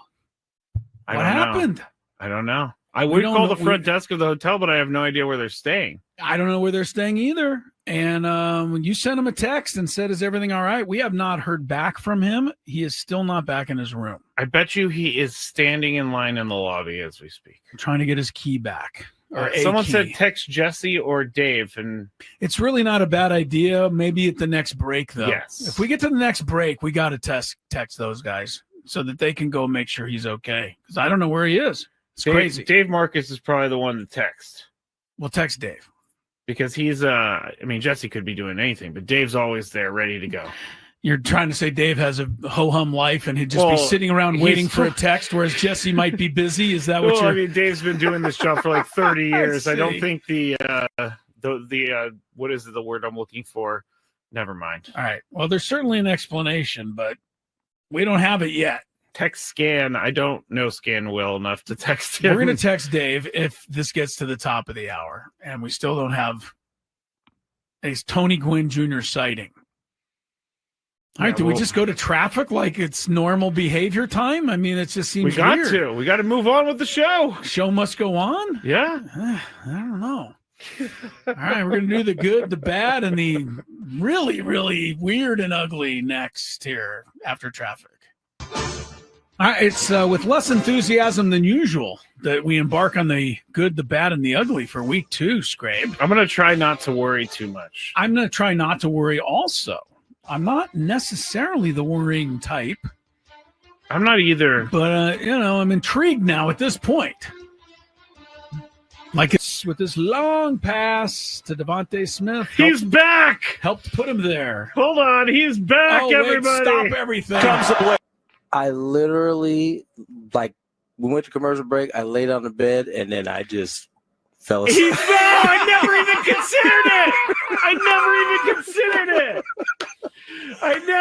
considered it! Tony, you care to... Tony, I don't know where Tony went. Because Tony I see the corner of his room. Oh, well, hopefully he'll be back shortly. Harbaugh... Skraby has been thinking about it. I had already thought about it, and I did not change my mind during the break. The ugliest uniforms in the National Football League. I should have also, because you brought this up during the break, I should have put in there that none of those 1930 throwback ones. We're talking current uniforms. Yeah, the Steelers, the Packers wear those sometimes. They really aren't great. Yeah. But I get at least what they're doing. It's from a whole nother era and time. Yeah. So those are not included. I'll tell you my winner and Skraby's in a minute. But I'm looking at a list here, Skrabe, of the 5 greatest twist endings in movie history. Oh. I don't want you to give any of them away if you've seen the movie. Okay. But I think a lot of people like movies that have a really cool twist at the end that nobody sees coming, right? Yeah, of course. Okay. Of course. So I'm gonna give you the list out there. This may be one where you've seen all 5, and but maybe you want to rewatch one of these, or maybe there's one of these you haven't seen and you didn't know that it had a great twist, and maybe you want to watch it. And so here we go. Number 5 is a movie called Primal Fear. Richard Gere is the lawyer. Edward Norton is the inmate. I've seen this a long time ago, but it's great. Yeah. First of all, Edward Norton can act like nobody's business in my mind. I think he's that good. Primal Fear has a pretty good ending, I think. Not to the level of the next 4, though. Okay. Number 4 is called... I don't really get this one because I didn't like it. The Wizard of Oz. Now, this is back in the day, and of course, she wakes up as a dream. That's like too easy. Whoa. Oh, sorry. I know. Whoa. Sorry, You were the one who said you wanted no spoilers. I know. I just spoiled it. Sorry. I thought that was all real. You thought it was all real. Number 3, I think a lot of people, no question, in on this is a great ending. The Usual Suspects. It's pretty good. Pretty good. Yeah. Pretty good. Highly recommend. Back when Kevin Spacey was an actor. When Kevin Spacey was not basically blackballed from Hollywood. Yep. That's quite the movie. Number 2 would be my vote for the greatest twist ending ever in movie history. I've never been more surprised than I was at the end of The Sixth Sense. That's a pretty good twist. But the number 1 they chose, The Planet of the Apes. I've actually never seen it. I think you I know of it. I think you could try it, and you tell me whether you think it's an amazing twist ending or not. Okay. So the original one, like 70s? Yeah, original. Charlton Heston, 1968 or 9. I wouldn't mind watching that because I like those types You like of that movies. kind of stuff? Yeah.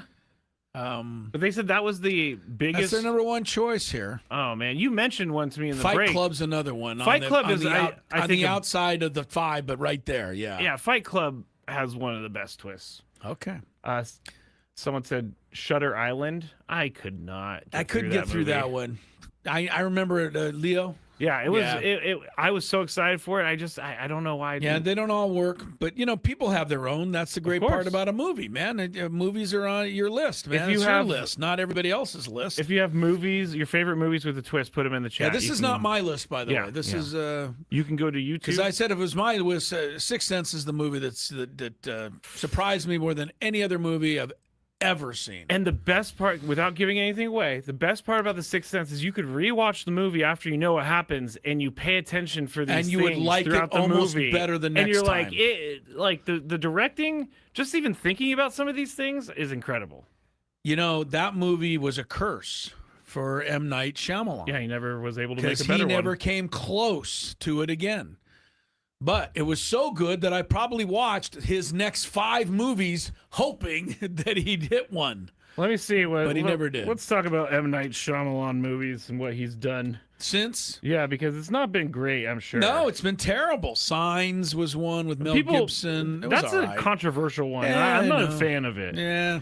He's got the Village. Yeah, no good, really. Lady in the Water. No good. This recent one, Knock at the Cabin, was entertaining, but not great. Yeah.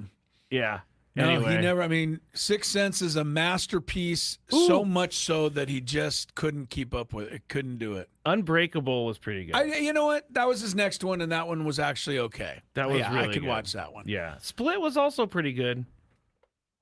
I'm going to say The Sixth Sense. I almost would watch The Sixth Sense again tomorrow to see if I missed anything last time. Okay. That's how good it is. Yeah. All right, let me hear you. Scraby, what do you got for your worst uniform in the NFL? Then I think whatever yours is, I'm going to top it. Okay, so we're talking current uniforms. Current uniforms worn in the National Football League. People are so going to you have to tell me if it's the home or the white or the whatever it is. These are going to be the homes. The home uniform of. Well, I have two. I have two. I have three. It's not really legal. You got to pick one. I'll let you pick the other. I'll let you say the other two, but only after the number ones are revealed. I cannot stand the Steelers uniforms. The home black and yellow ones? I do not Really? like them. I think they're so boring. I think that they need to redesign those somehow. I know everybody's going to disagree with me on that one. Everybody, there must be some. I don't know. There's a couple Steelers fans Can I ask you? Since I'm assuming with the Steelers home uniform, what you don't like is it's kind of dull in your mind, black, it's dull. And with the gold pants, and Yeah. just the color combo doesn't work. Okay, it's just boring. What's different about that than say the Raiders, which are black but just silver pants instead of gold pants? Because I like the Raiders colors better than You I like that color I don't. I'm not a fan of the combination of black and yellow. Black and yellow, black and yellow. Isn't that a song? It is. Okay. Black and you know yellow, why I black know and it's a yellow. song? Why? Not because I have the CD. I believe they played it in a spin class one time I was in, and I remember I'm it. sure they did, actually. Yeah, it's a good spin class. Before you say yours, my honorable mention. All right. Colts. Boring. Home blue or white or either one, or just Either don't one. like Just boring. Okay. And then the third one is a hater pick, but I can't stand the Chiefs uniforms. They're so boring, too. Chiefs you find boring. Yeah. All right, I think you can beat them all, but I think you're going to say that I'm cheating. Okay. Because I'm not going with I'm going with more of a alternate. But we just said normal uniforms. No, I said no 1930s style uniforms. I'll give you another pick if you think you've got another well, then one. I already got one. The Seahawks green Me too! highlighters. That's what I was after. The jersey and the pants. The lime puke-colored Seahawks. Stop it! Gross. Stop it! Gross. Yeah, okay. So we both came to the same conclusion. Then Also, in the these end. uniforms I'm looking at, the Jaguars uniforms, where they had a two-toned helmet where the back was gold and the front was black. Yeah, they finally gave that up. Yeah, not a good look. Those are not good. Not a good look. But why did that pop up? You were looking up pictures of ugly uniforms? Yeah, I typed in least favorite uniforms in the NFL. And I know that this is my homer pick, but I'll be honest with you. One of the reasons I did love the Dolphins is that aqua color has worked for me forever. Yeah. Maybe some people not, but I've always liked it. See, I like the Dolphins because I like the colors. If I don't like the color colors are combination, good. then Yeah. I don't like the uniform. Yeah, they got good colors. Terrible the people in those colors, but the colors are good. All right, let's go Big Five. We've got a good one, as we did yesterday. Tony's in on it. It's next. All right, so here's what happened. I was at the corner, and I'm going to call out the streets because who cares? It was Claremont Mesa Drive and Ruffin Road, which is pretty close to our radio station here. Yep. I had to run over and pick up a little cash from the bank. That was simple, trip before I came into work. And I'm on Ruffin Road, coming up to Claremont Mesa Boulevard. Ruffin Road can be a little rough sometimes. Well, they could pave that. It wouldn't hurt. Yeah, it wouldn't hurt. They can't call it paved road. I know that. Wait, your issue isn't the potholes in the road? No, that was I'm used to that. So we come up on Claremont Mesa, and we're at the stoplight. I'm in the left-hand turn lane to turn left on Claremont Mesa. I'm the third car back. And there's two left turn lanes. There's 3 cars in line here. And then the going straight is also red.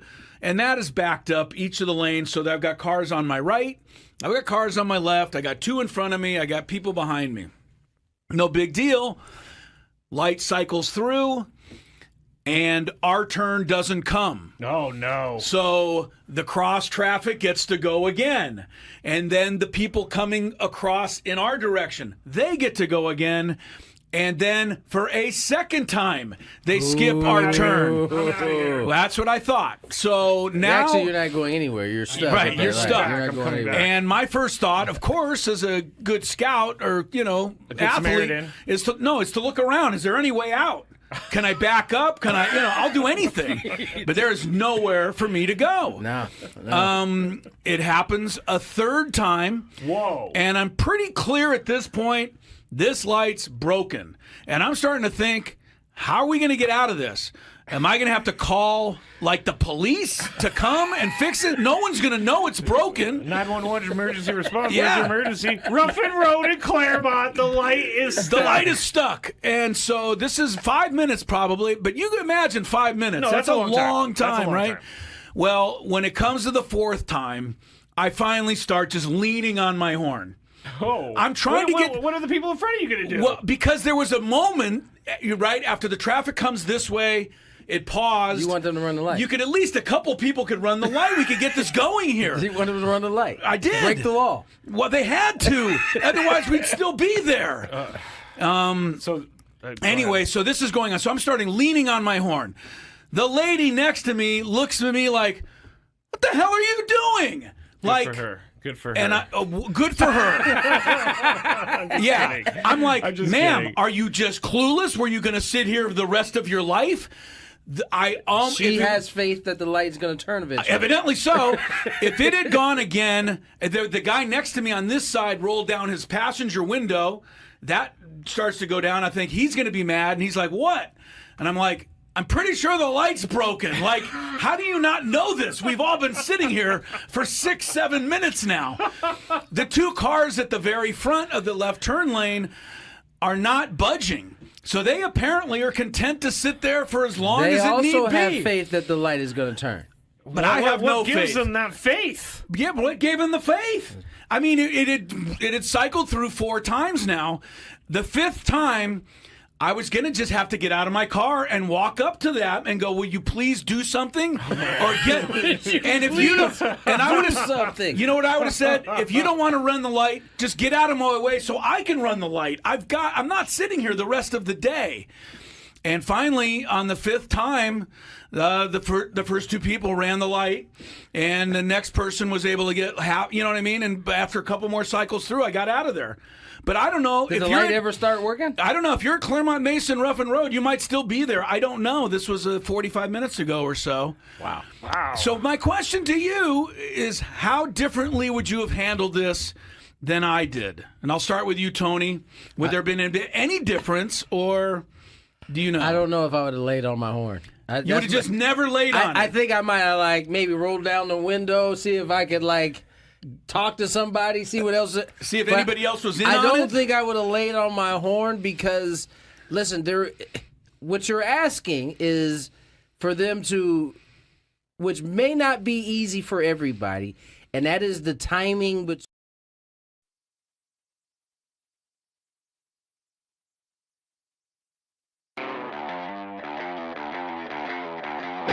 4:33 is the time, by the way. Just so we're on equal footing here, Skraby.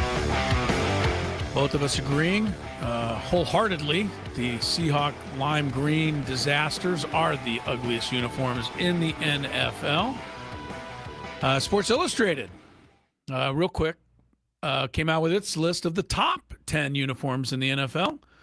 You would be pretty fired up to know the Niners were number 2 on their list. They liked biased, them, but I do like the red and gold. Well, they liked the Niners. They got in there number 2. And the reason I said that is because I'm forgetting. Chargers. Chargers number 1. The current Chargers. Yeah, the current light blue. People love those. Chargers are number 1 in that list. Thanks, Dean, for all the years that people begged you to have powder blue no uniforms. kidding. We wanted them here, and they would. Oh no, we got to have dark blue because of our Greek heritage. It's exactly what they said. Really? Yes. And then they just gave it up? Ask anybody. Apparently, their Greek heritage doesn't matter anymore because they went to the light blue. You're absolutely. I guarantee you everything I'm worth. That is crazy. Because we talked about it endlessly back in the 90s. Why won't we go back to the powder blues? Everyone loves them. We can't do Greek heritage. Spanos, it's all about the Greek heritage.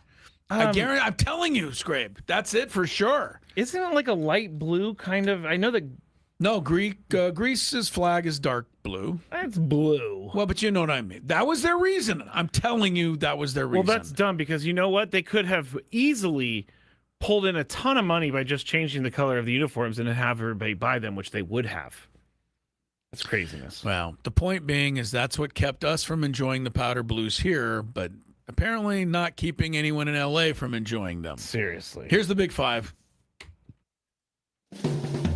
It's that time of the show when we check on the latest in sports. Only the most important topics and questions are brought to light. Stop what you're doing and listen. These news stories will astound and amaze you.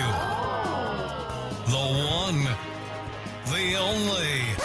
Oh my God, who the hell cares? The Big Five starts now on 97.3 The Fan. 97.3 The Fan's trade deadline on Monday, and our coverage is presented by City Cruises Live. Experiences done different. We talked about it a little bit earlier, briefly. Freddie Peralta scratched, so maybe we got some movement in the trade market going on here. We'll see, but we'll get into what the Padres are looking at, because we all know that Joe Musgrove and Nick Pivetta are pretty important to their trade plans, and they both threw the equivalent of 2 innings against hitters on Wednesday, in Arizona, and then returned to San Diego, where they are scheduled to throw a bullpen over the weekend. The next step is likely a rehab start on Tuesday, Kevin Acee is saying. So let's say they do come back, Chris. What are the realistic expectations? Well, if they come back, they're going to have to come back and pitch well. And, be part of it. I don't think you can bring them back and say, well, you're going to throw 2 innings here or 3 innings there. And, we don't care if you win a game, right? If they come back, they're going to have to help us win the division. And they're going to have to pitch 5-6 innings, at the beginning. And if they can stretch it out, in September. These are all really good positive signs that perhaps, the Padres are closer to getting them. And I think the expectations have to be that they have to be them, because if they're not them, then the Padres just have, 2 more guys that are unreliable. Yeah. So, I would say that it's, to be a starter. Yeah, to be their guy, be them. Tony, what are the realistic expectations for these guys? I think initially they'll have to buy time, right? None of them are going to be built up. So, unless they're going to take the proper time in the minor leagues with the amount of starts. Otherwise, 3, however many starts it takes at the beginning of the season before it gets to a point where they're beyond being able to go at 5. Being able to go 5 innings, I think initially you're not going to be able to have the expectation. But at some point, yes, you do expect that they will be able to get deeper into ball games and therefore be closer to themselves. Do you think, Tony, that if rather than, because the way the Padres are doing their pitching right now is different, right, than they've ever done or almost any team has ever done. Do you think the Padres would consider bringing Pivetta and Musgrove to the big league roster to pitch a couple of piggyback games here? Go 2 innings here rather than pitch 4 innings in the minor leagues 3 times. Do you think they would consider it or no? I think they would consider it, but I think that would be up to the players as well. Do you want to put yourself out at this level if you're not actually ready, just for the sake of, kind of getting innings where it could actually cost your team meaningful games? I don't know. It would depend. I think it would certainly be up for consideration, but I think the players themselves would have a large say in whether, they were comfortable with that. All right, well, we'll see what happens with them. But it's nice that we're talking about them coming back rather than what are we going to do the rest of the year. We haven't even mentioned this for 2.5, 3 months, so this is good. It's nice. Number 4. All right, according to City Council President Jamie Dunphy, the gap between Portland and the Trailblazers over a Moda Center renovation funding deal is, quote, pretty significant. Last night, team leadership made their first public appearance before the city council, and in a nearly hour-long presentation, they called the city's proposal term sheet as a quote-unquote non-starter and detailed their biggest concerns, which are basically you pay for everything. And yes, I am making the billionaire look like the bad guy here, but it's you pay for a lot of the stuff and we'll capitalize on it. So, Tony, some speculate. Wait. Is that what it says? He doesn't want to pay for the renovations. He doesn't. Okay, and so it also says we don't want to pay for it and we want to not give you anything on the back end? Is that not also anything, but they want profits off of games and things like that. So just normal stuff that NBA teams would probably get from the city and the arena that they play in. Okay, I just wanted to clarify that. Okay, That's okay. That's okay. Some speculate. By that... the way, the owner is demanding that each city council member give away their second-born child. Oh well, let's be accurate here, Skraby. If you're going to make the owner of the Trailblazers out to be a total hooligan, let's be fair to the guy here. I think he's hooligan-esque right now. Because some speculate the team is intentionally being difficult to either get exactly what they want or relocate and get exactly what they want in another city. Tony. Yes, Tony. Yeah. Do you think there is an intention to sabotage so they can move? I mean, yeah, maybe. Thank you. Chris? Go ahead. Yeah, I'm sure there could be. I mean, we don't know. I feel like how often is a negotiation just so beautifully done and there's no complaints. Literally never. Especially these type of negotiations. Oh, yeah. There's always some type of, well, they said this and they said that and they don't want to do this. I think it's kind of all in the eyes of the beholder, and I think it's kind of part of all of this. Now, that being said, we know from other incidents that this Portland Trailblazer owner certainly is watching his pockets. He is not out here trying to just spend to spend. So this isn't a surprise to me. We'll see how this ends up. It's a two-way street, and Chris has brought this up many times. Yes, you'd like to have owners that can actually afford to have the team and do all the things necessary.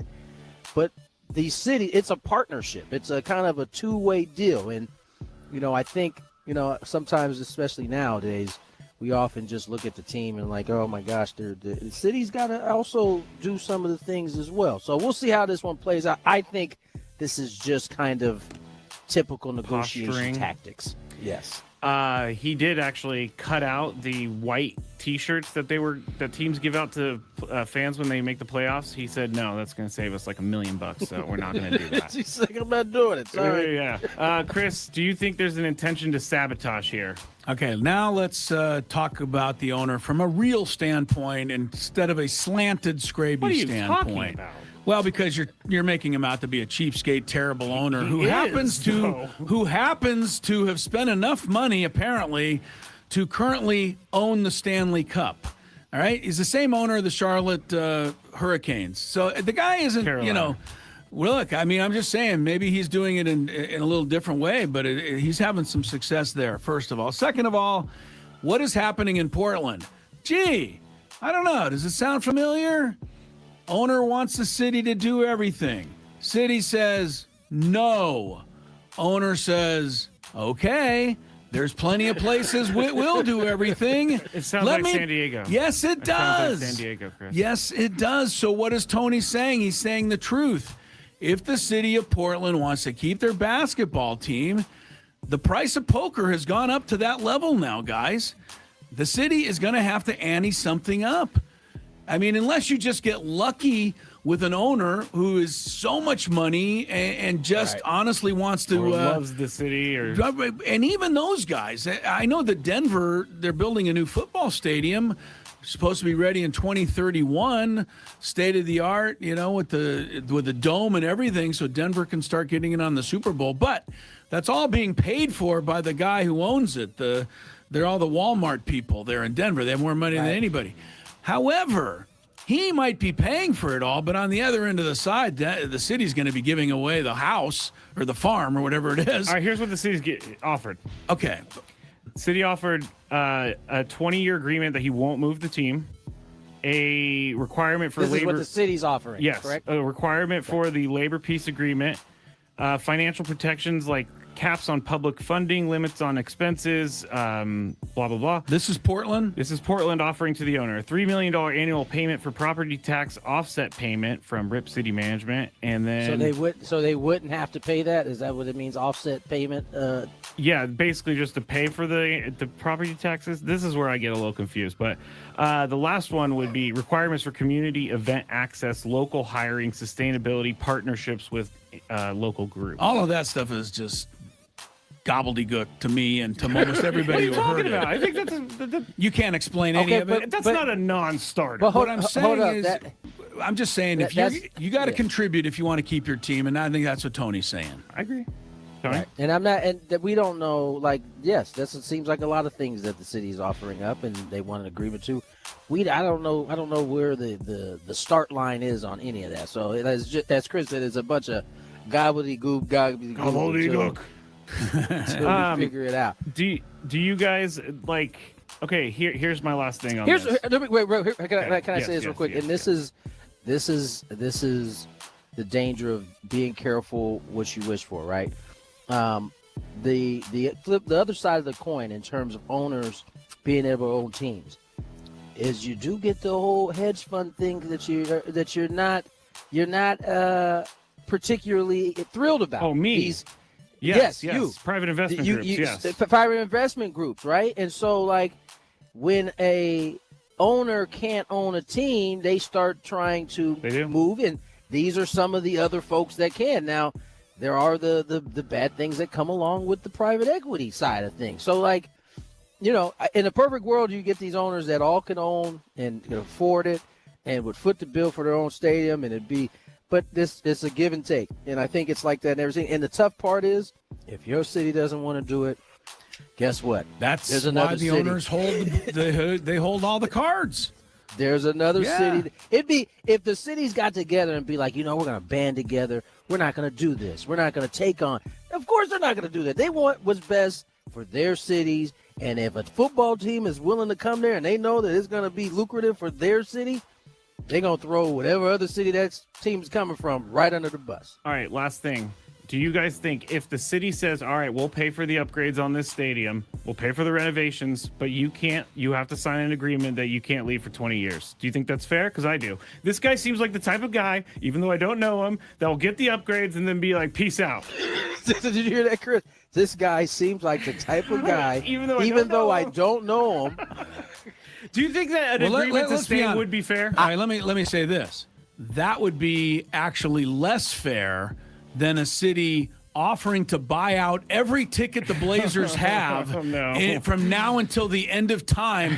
You say you call it a ticket guarantee, and the Blazers agree to stay for 25 years. Because, again, that's what happened here, and that did not create any goodwill at all. That's true. And that was part of the reason they ended up leaving. Portland may lose its team, but they won't be the only ones. This is going to happen more and more now, I think, because greed is winning. Listen. There was a time where these leagues felt a certain way about the city. They didn't. Yes. They would push back like, hell no, you're not leaving that city. Yes. This is, but because of the way you have to think, because of the way people can consume sports now, it's not necessarily imperative for you to. If you got the infrastructure, you're in play. It's no longer just the market anymore. It feels like now all of these teams that are competing for, like, you know, actual teams, they're all within the range of the market that the market size that all of these sports have. So they're all within there. But there was a time where, you know, if it was the NBA or whoever, they'd be like, no, man, this city means a whole lot to our company. I want to also add that the city of Denver is already being rumored, since they have a waiting list on season tickets of over 80,000 people and growing. I would never join that list. I didn't say you would, but I'm sorry. they're joining. There's already talk about moving a second team to Denver, and second. Damn right. Why would? Why are you laughing? There's NBA. No, a second NFL team. Oh, you are talking NFL. Yes, I am. Wow. There's rumors of it. I don't think it's imminent, but you've got two in New York. You've got two in L.A. You've already sold out if you buy the team in Denver. Why wouldn't somebody want to invest in that? That's a sure thing. The NFL's going to go. What Tony's saying is the NFL's going to go where all that money is, and if the city, let's just use Minneapolis, can't buck up for the Vikings, they'll move them to Denver and have a sure thing there. That's how it's going to work, I think, over time. I think he's right. I don't know that Vikings made it all the way to Denver. I don't mean the Vikings was just an example. They just got a stadium. I had to take a shot good. at the geographic thing. Number 3. Here are your Denver Vikings. But why is it so weird? You've got two teams in one stadium in Los Angeles. So why is this so foreign to you? My first thought would be those two cities are mega cities, and Denver is a big city, but not a mega. Yes, it's not. But there's not an 80,000 waiting list for tickets for the Chargers. There is for the Broncos. It's a good point. All right, we got to hurry up. This was a good conversation, but we got to keep going. There was an incident with two Red Sox teammates last night, Jarren Duran and Wilson Contreras. Here's what happened, and then you're gonna hear Jarren Duran talking about it after the game, but I'll explain it a little bit. So it's just a simple sac fly to left field. But it's not a sac fly. It's a pop up behind the shortstop. Okay. So Wilson Contreras doesn't go. Right. And Jarren Duran's very angry, turns around and says, "What the bleep, man? What the bleep?" And then he goes into the dugout, he turns around, he throws his hands in the air, and he's pretty angry. And he yells, "Run!" And here is, at some point, Jarren Duran starts talking, because I edited this, so I probably should have known a little bit earlier. Showing your coaching staff up, showing your team. Forgot that part. Like that. Yeah. That's nothing. It's something that within the team that we have that we work on, and it's nothing. Like, you guys don't need to know. Nobody needs to know. That's something between us and the team that we know it's about. So that doesn't really matter.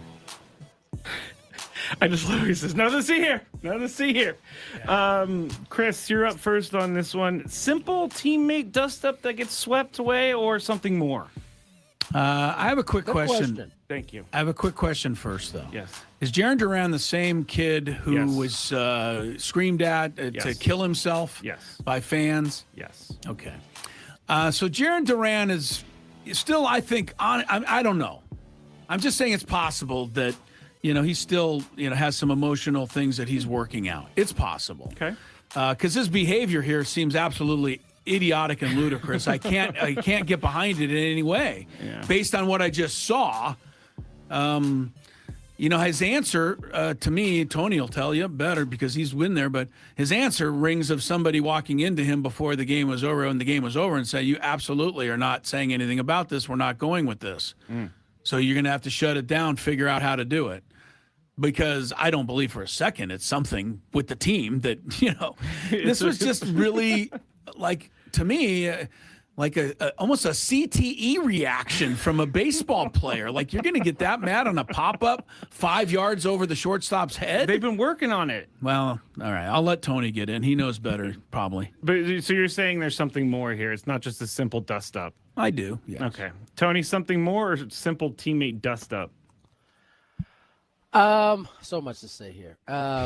Simple dust-up overall, like, grand scheme of things, it's a simple dust-up.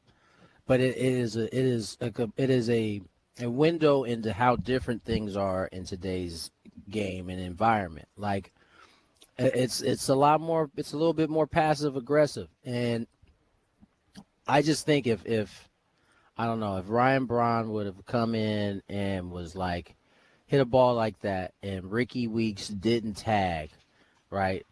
And he was doing that on the field, not like in the dugout. He was showing him up pretty good. Tunnel, showing him up.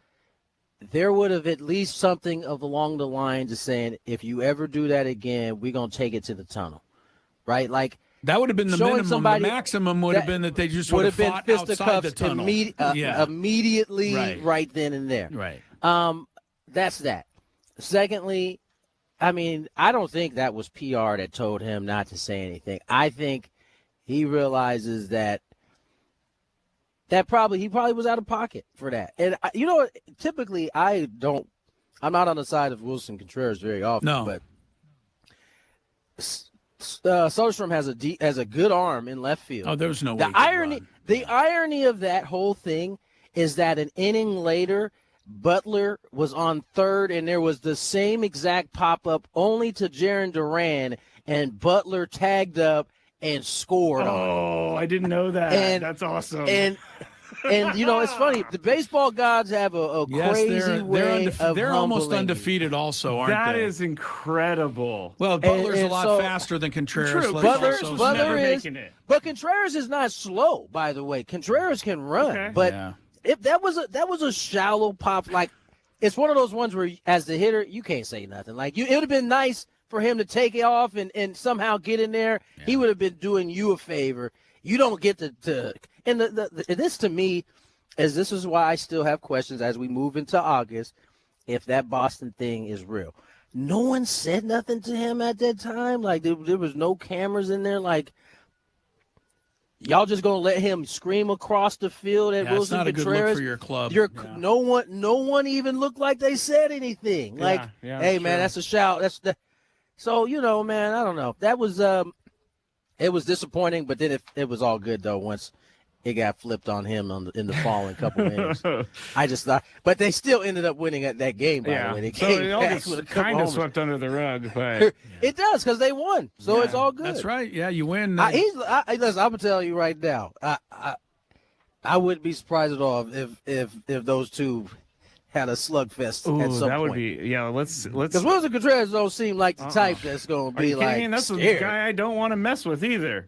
All right, we got to really quickly move through these, but some good topics today, Thank you. CBS Sports announced that NFL analyst Tony Romo is going to be on indefinite leave following his arrest, and J.J. Watt is going to be elevated to the #1 seat alongside Jim Nantz.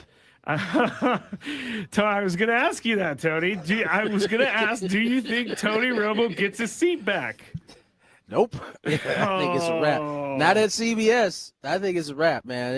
It would be very surprising. He's going to be dropped to the Andrew Catalong league level. Hey, that's good. He'll do Dolphin games then. I don't know where he's going to be dropped to, but I don't think they've been looking for a way to get old JJ in there, and here the door has opened. Yep, Chris. Do you think he ever gets his seat back, Mr. Romo? Well, I was, I hadn't looked at it from Tony's perspective because I think this is the natural course of things, and we want to see how Tony Romo reacts here. And as I talked about yesterday, does he take some steps to positively meet the challenge of overcoming this embarrassing situation, or does he lollygag? And if he does, then I don't have to bring him back. Okay. So I still think there's an outside shot that he'd come back, unless they're that enamored with J.J. Watt, which I'm not aware of. So. Wait, what about where's Olsen at these days? Yeah, he's with, he's Fox. Fox, yeah. He needs Brady to get a drunk driving thing. That's what I'm saying. Maybe they go try to poach. Olsen. I mean, they could. They should. Olsen deserves to be on Olsen's awesome. top run. You know what? I hated him earlier. He grew on me. Yes, we told you. JJ Watt, I need more time with. I don't think he's ready yet for that. Yeah, I agree. All right, you guys are probably all right. I can't play the video because we don't have enough time. But LPGA Tour player Charlie Hull has angered the internet for something people think was just smoking cigarettes again. Mean. No, but I'm glad that you remember that because she does smoke cigarettes on the golf course. Maybe not anymore, but she did like a year ago. Yeah. So the video is of her caddy with a scratcher in his hand, and he is like over the moon. He has won 100,000 pounds, everyone. He's showing everyone in the caddy tent. They're filming him. He's doing the thing where he takes off his hat and he rubs his hair like, I can't believe this is happening. He's like super excited until Charlie Hull tells him, hey, bro, I played a prank on you, and that scratcher is not real. And so everybody on the internet thinks... Wait, whose caddy was it? Hers? Her caddy. Her own caddy. She did this too. Yes. Wow. So other people are just saying this is downright mean. Chris, is this the type of prank that's too mean to actually do? I don't know in this day and age if anything is anymore. I mean, some of these things that are happening, right? I mean, I don't know. This is mean. Of course it is. But I think it's right alongside a lot of these other pranks that I see and hear. There's how many television shows right now devoted only to playing pranks on people? Facts. And almost every one of them is just as mean as that. Some have almost given bodily harm because the joke has gone too far. Yeah, Anthony Davis, the basketball player, has his own prank show. How did he get a prank?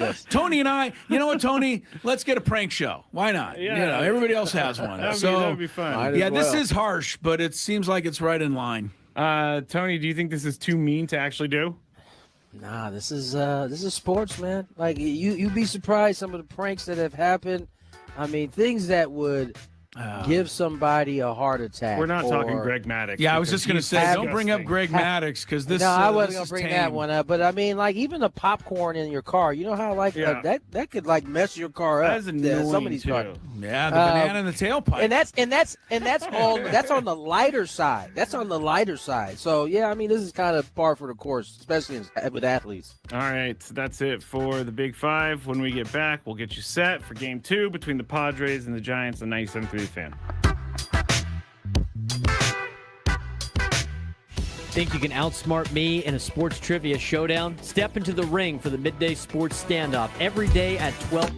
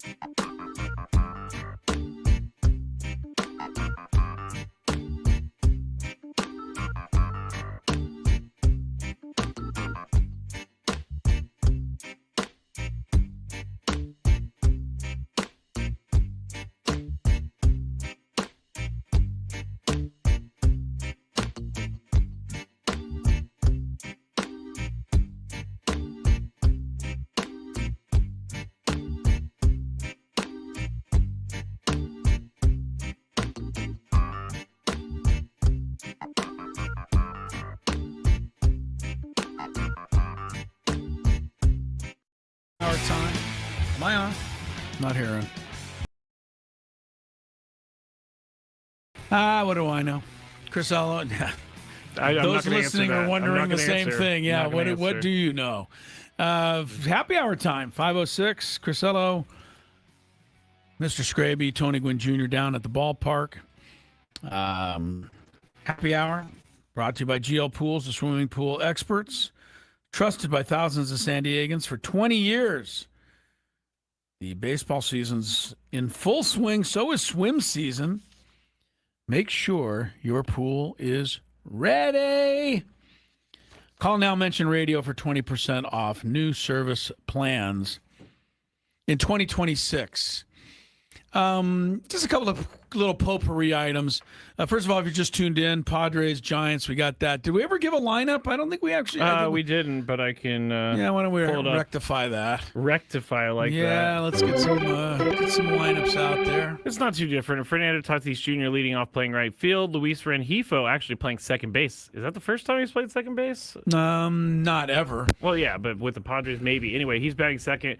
Manny Machado playing third, batting third. Ty France cleaning up at first base. Jackson Merrill batting fifth, playing center field. Luis Campusano DHing today.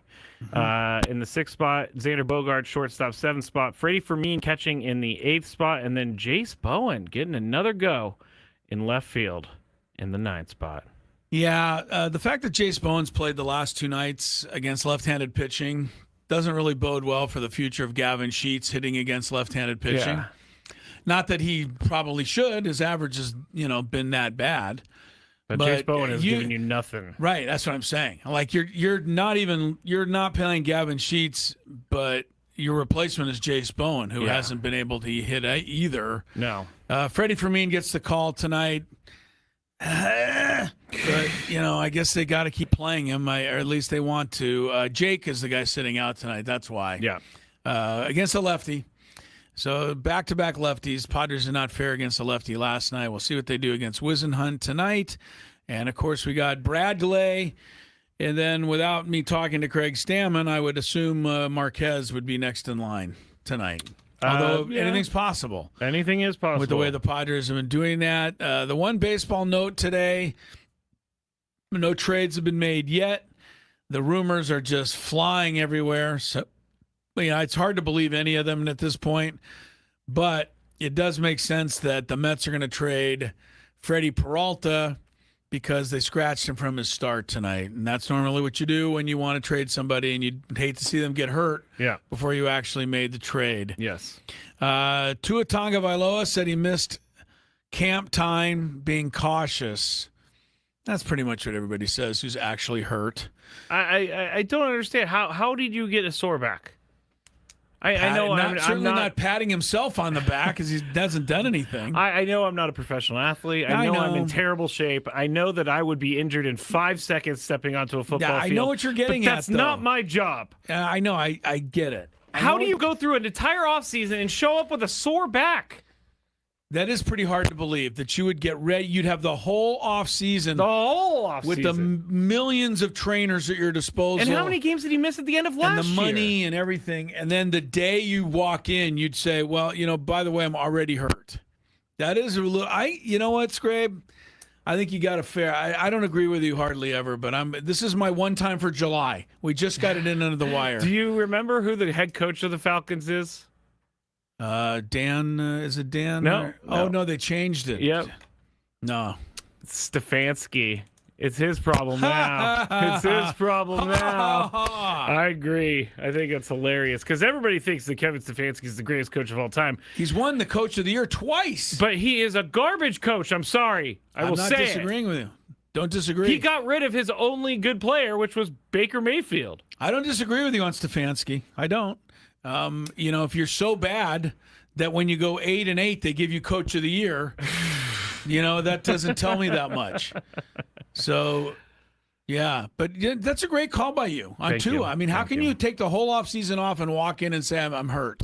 I was listening to some podcasts. Like, what did you do? And they were just Your whole world is about being healthy and ready to go. That's all that matters. By the way, you're fighting for a starting spot. Something. You sometimes wonder this isn't fair to Tua because he's in the same boat as a lot of guys. But you do wonder sometimes just how committed some of these athletes can be. Some, when they've already made $300 million in signing bonus money before they step on the field. It's not like, it's like if Tua's I'm using him as an example, it's not fair. But if Tua's at home and says, should I do the extra lap? Yeah, what the hell for? I already made the I was just thinking that. If I was given a bunch of money. I'm not fighting for my next paycheck, so, to do the next lap. I would definitely want to continue to do well, but I don't know that I would have that extra little push to do that lap. I think you're right. I think there's something to it. All right, another quick. There's no NBA news that I know of today, unless LeBron changed his mind about something. No, he didn't change his mind. I did see that the Clippers offered him a reported 1 year, $20 million, and he turned that down. To take the $4 million with Philadelphia? Yes, correct. The Clippers could have offered him the franchise. He wouldn't have taken it because the Clippers team is not as good as Philadelphia. Make no mistake. I mean, that's true. That's true. All right. Here's one for you.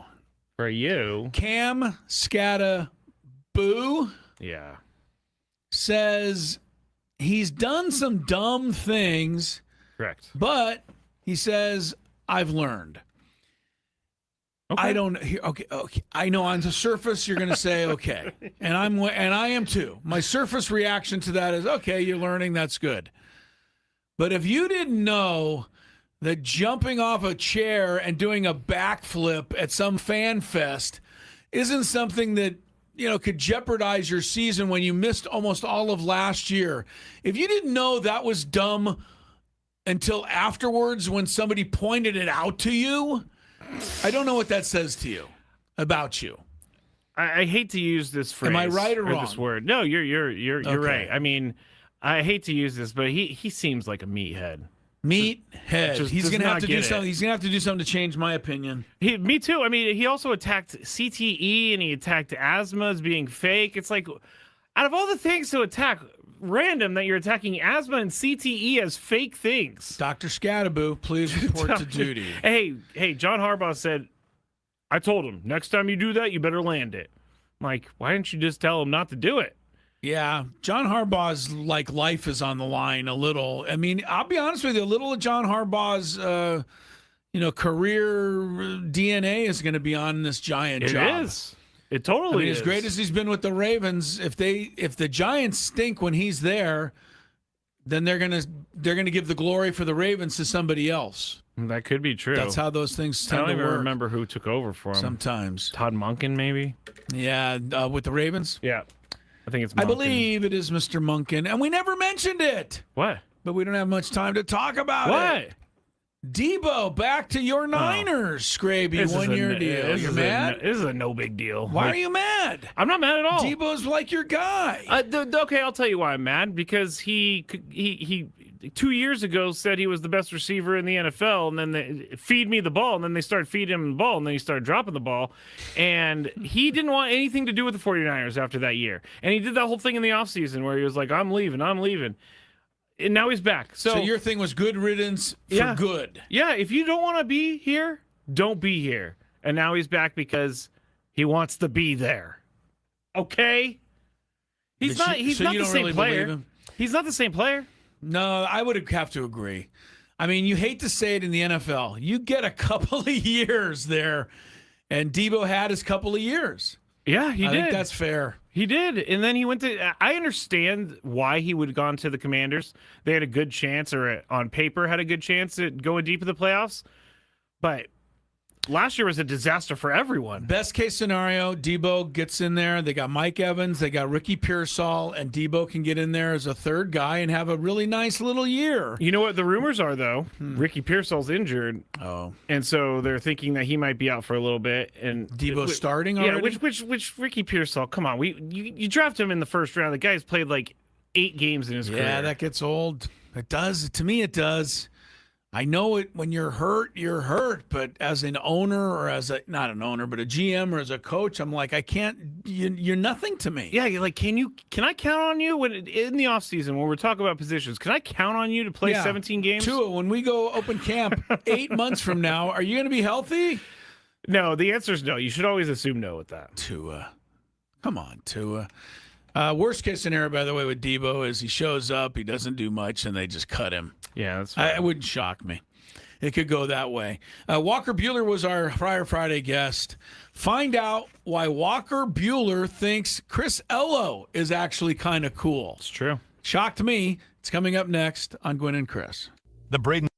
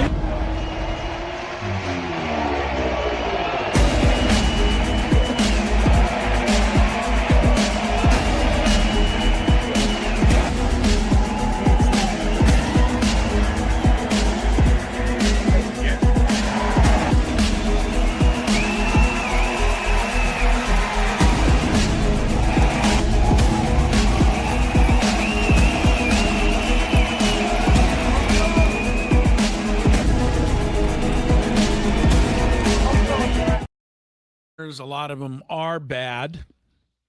You owe me for holding off on this one earlier today. Okay. Because I thought of it earlier today, but I smartly did not use it in his presence. But what if Walker Buehler played for the Texas Rangers and he was Walker, Texas Ranger? I think that would be very cool. You'd like that. I think that they would actually, they would be a bobblehead night. You have to. Walker, Texas Ranger, action TV show with Chuck Norris from 1993 to 01. I watched it, of Did you? course. Okay. Of course. Some of it. I mean, I'm Some of it. not Sure. saying I watched every episode. Well, our version, Walker San Diego Padre, was on with Tony and I earlier. It's our Friar Friday interview. The thing to look for here is when Walker Buehler actually thinks something I did was cool. Walker Buehler, starting pitcher for the San Diego Padres. Walker, how are you today, my friend? Good. How you guys doing? We are doing well. You guys back at it again today. Just want to get your kind of thoughts, man, on the year for yourself, man. You came into camp. You know, there was a lot of talk about you kind of having to reinvent yourself, not throwing at the velocity you used to. Just talk us through a little bit about, you know, where you started and where you feel like you are right now in that kind of journey.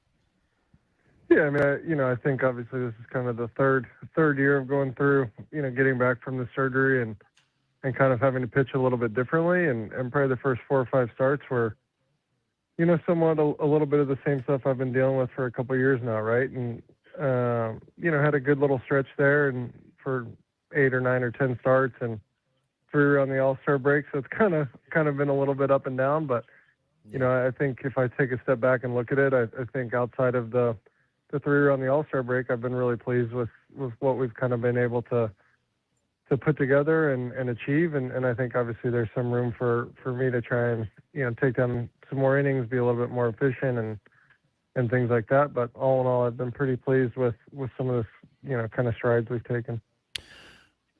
Padre pitcher Walker Buehler joining us on the SDCCU fan hotline. Not big bank banking, it's better.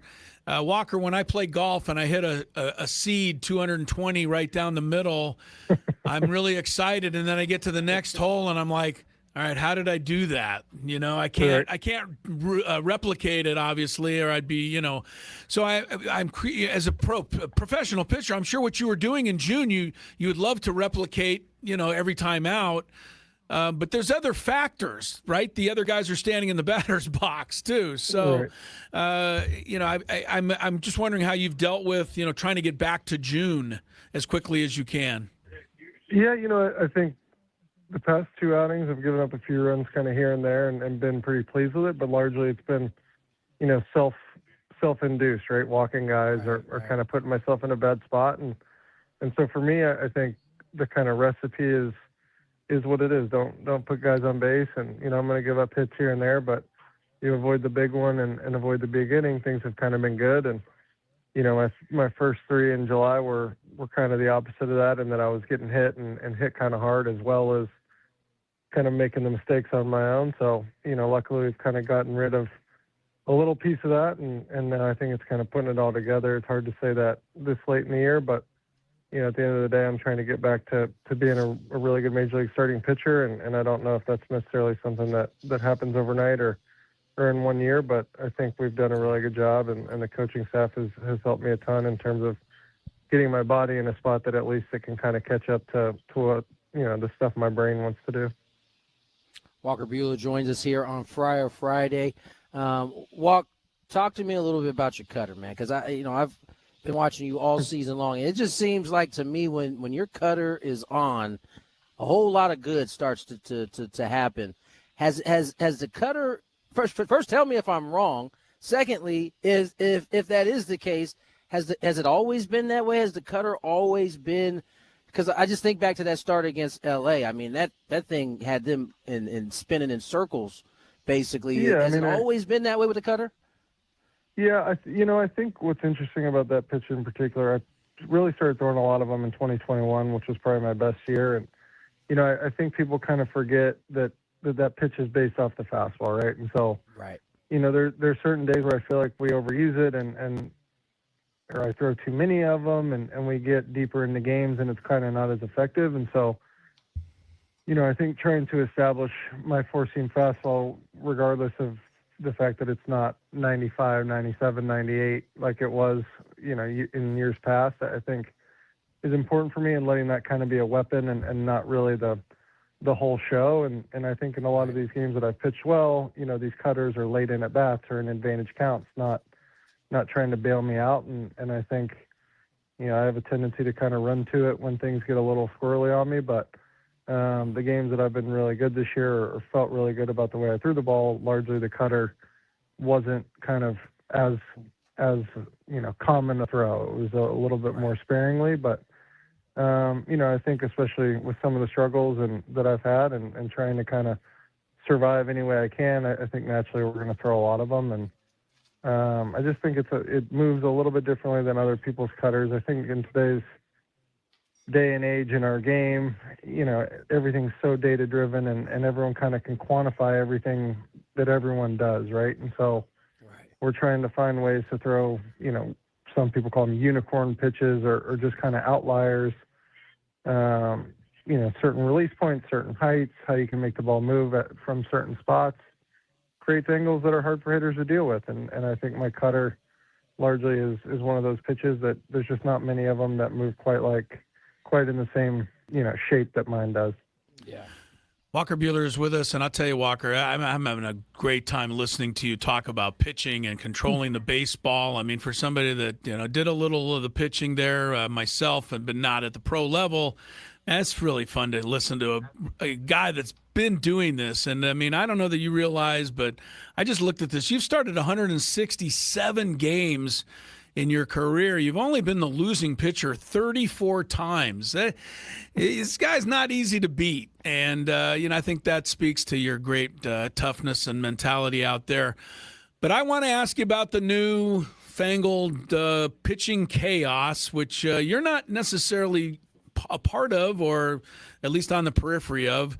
As a pitcher, what do you think of it? And what do you think of it for this team? It's actually seemed like it's worked pretty well here. Oh, you're talking about kind of how we're operating our yeah, right. With here? 2 innings here and kind of piggybacking, that kind of thing. I think people kind of forget. Obviously I spent a lot of years in LA. We did some wild stuff over there as well, and the game is just different now, right? Not everyone lines up and throws 7 innings off the jump like they used to, and as I said, I think everything's a little bit more quantifiable, and it takes way less time for guys to get figured out here. And so this kind of new bulk role that I think is coming into the big leagues it has certainly been effective, and we've been, doing some really good things with it. I think on my head in the union side, having been the rep in LA for a bit, I think it's a very tough role for a player because the current system, as we've got the CBA kind of coming up, is not set up to reward guys like that. So I don't want to kind of tinfoil hat and say that teams are doing it for that reason, but it certainly doesn't hurt when you have a guy that can go and give you bulk innings and then you don't have to pay him like a starting pitcher, right? And so there's just a lot about, kind of things that are effective but aren't effectively great for the player. I think the starting pitching, the lack of kind of traditional starting pitching or the way that role has changed is bad for players. And so, at the end of the day, I'm happy that we're winning, and I think a lot of these guys are kind of finding success in that role. I think all of them would tell you they'd rather throw 5 or 6 innings at a time as well, and that's how they grew up. And so it's an interesting deal. Obviously, we're in the middle of a playoff run, and we're trying to, kind of piece it together, but at least for me personally, that's not something I would really be interested in doing or think that I would do very well at. I think a lot of the value in myself as a player is that, like, I'm not afraid to go through 100 pitches even when I'm losing and stay in games and try and eat innings and things like that, or when things are going well to try and be efficient enough to stay in there for a while. So, I think that's a little bit more in my head than it is in kind of what's happened for me on the field this year. But at the end of the day, that's what I was kind of raised doing, and that's what I did when I was at my best, and I think that's what I'm kind of looking to try and achieve myself. Walker, fun question before we let you get out of here, and I've been paying close attention. I don't know that it has anything to do with weather, but how do you decide if you go long sleeve or if you go suns out, guns out? Because I've seen you do it both in hot and cold weather. It hasn't seemed to matter. Listen, man, sometimes it's just too damn hot out there, but I like to wear sleeves. I don't really know why. That's kind of a new development. But no, I mean, listen, a lot of what I wear, cleats, gloves, sleeves, is based on if it went good or bad for me the last time and if I'm just sticking with it or not. So, certain jerseys I think fit me a little bit better. These ones we're wearing tonight are a little baggy. I've got a smaller jersey in this one. I also am not a huge fan of the pink sleeves. I would like a navy sleeve with it. So when we wear these ones, I don't wear sleeves. I don't think it's quite as scientific as anyone may imagine. Yeah, but it's not like he's never thought about it. He does kind of have it pretty well figured out. We spend a lot of time in here thinking. I just don't think many of us think about anything too smart. Hey, Walker, thanks so much. Can I just add one thing? Tony will tell you this. I was once pitching at San Diego State. I got taken out in the 6th inning of a game. I think I had a shutout, but there were runners on base. The manager came out, and he made the move, and I started walking off the mound, a total no-no, to the dugout and flipped him the ball on my way by. Suffice to say, yes, I paid a price. No, he said he respects it. Yeah, but is that what he said? I didn't hear him. I was going to say, but how you do it is amazing because I see the look on your face. You never want to come out of the game, and I think that's one of the great things about you. So. Well, listen, it is my first year. Hopefully we get to come back for a second year. Maybe we'll get a little more fireworks. But at the end of the day, I am kind of the new guy. I'm trying to stay in the good graces a little bit. Walker, we appreciate you coming on and hanging with us, man. Have a good one the rest of the day. Thanks, Walker. All right, guys. Thanks. I think Walker the quote Buehler, was Friar Friday. Sorry, Tony. I think the quote was, "I respect that maneuver." I love the word maneuver too. I respect that maneuver. I flipped the ball to the coach. I also like how he says, like, if we go run it back next year or whatever. Yes, he might be a little more angry when they take him out. You can see it from you can be sitting in the right field pavilion. When they come to take Walker Buehler out of a game, he's like, he doesn't even look. He doesn't even look at the manager. Doesn't like it. But that's the kind of competitor I think you want out there, frankly, which is a little different from this day and age where guys tend to start looking for the manager to come out. Right? 6th inning, hey, come get me. Yeah. Yeah, you never see that from Walker Buehler. He'll pitch tomorrow night. Tonight it'll be more of the quilt or the chaos, whichever one you want to call it, as Bradley Rodriguez starts with Marquez due to follow him. Giants left-hander Wisenhunt.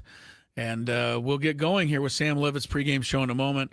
We have been telling you that we got the last pair of tickets to Guns N' Roses. We did so good all week. And then today we almost forgot it completely. We did so good. So we're right at the end. No fanfare here. Just call in 833-288-0973. Who leads the Padres right now in victories? What pitcher leads the team in wins? First person at 833-288-0973. You get the last pair of tickets. Now, real quick, Monday is the trade deadline, and the trade deadline happens during our show. Yep. The deadline is 3 o'clock. Yep. We're here on until 5:30, right, that day, because the Padres play the Diamondbacks Monday night. Yes, they do. So we'll be on, and again, even make sure you stay after 3 because a lot of times all the trades don't get announced by 3. They trickle in. They just have to be made. The trade has to be made by 3, but you'll hear much more trades after that. So what will the Padres do or not do? What will everything else, all of this stuff, we'll have it right down to the wire Monday at 3 o'clock. And Kyle Glazer from Baseball America is supposed to be here with us, Skraby, to make you and I sound a little more intelligent about some of the trades that are made and some of the prospects that may be going back and forth on Monday. So make sure you're here Monday for the trade deadline. Skraby is going to pick up your phone calls if you're dialing in to win those Guns N' Roses. Stick around. It is the Padre pregame show for Tony Gwynn Jr., Chris Ello. Have a great weekend. Let's let's just, well, what was it last week? And we won 3, right? Yeah, So let's see if we can do that again. All right. See you Monday.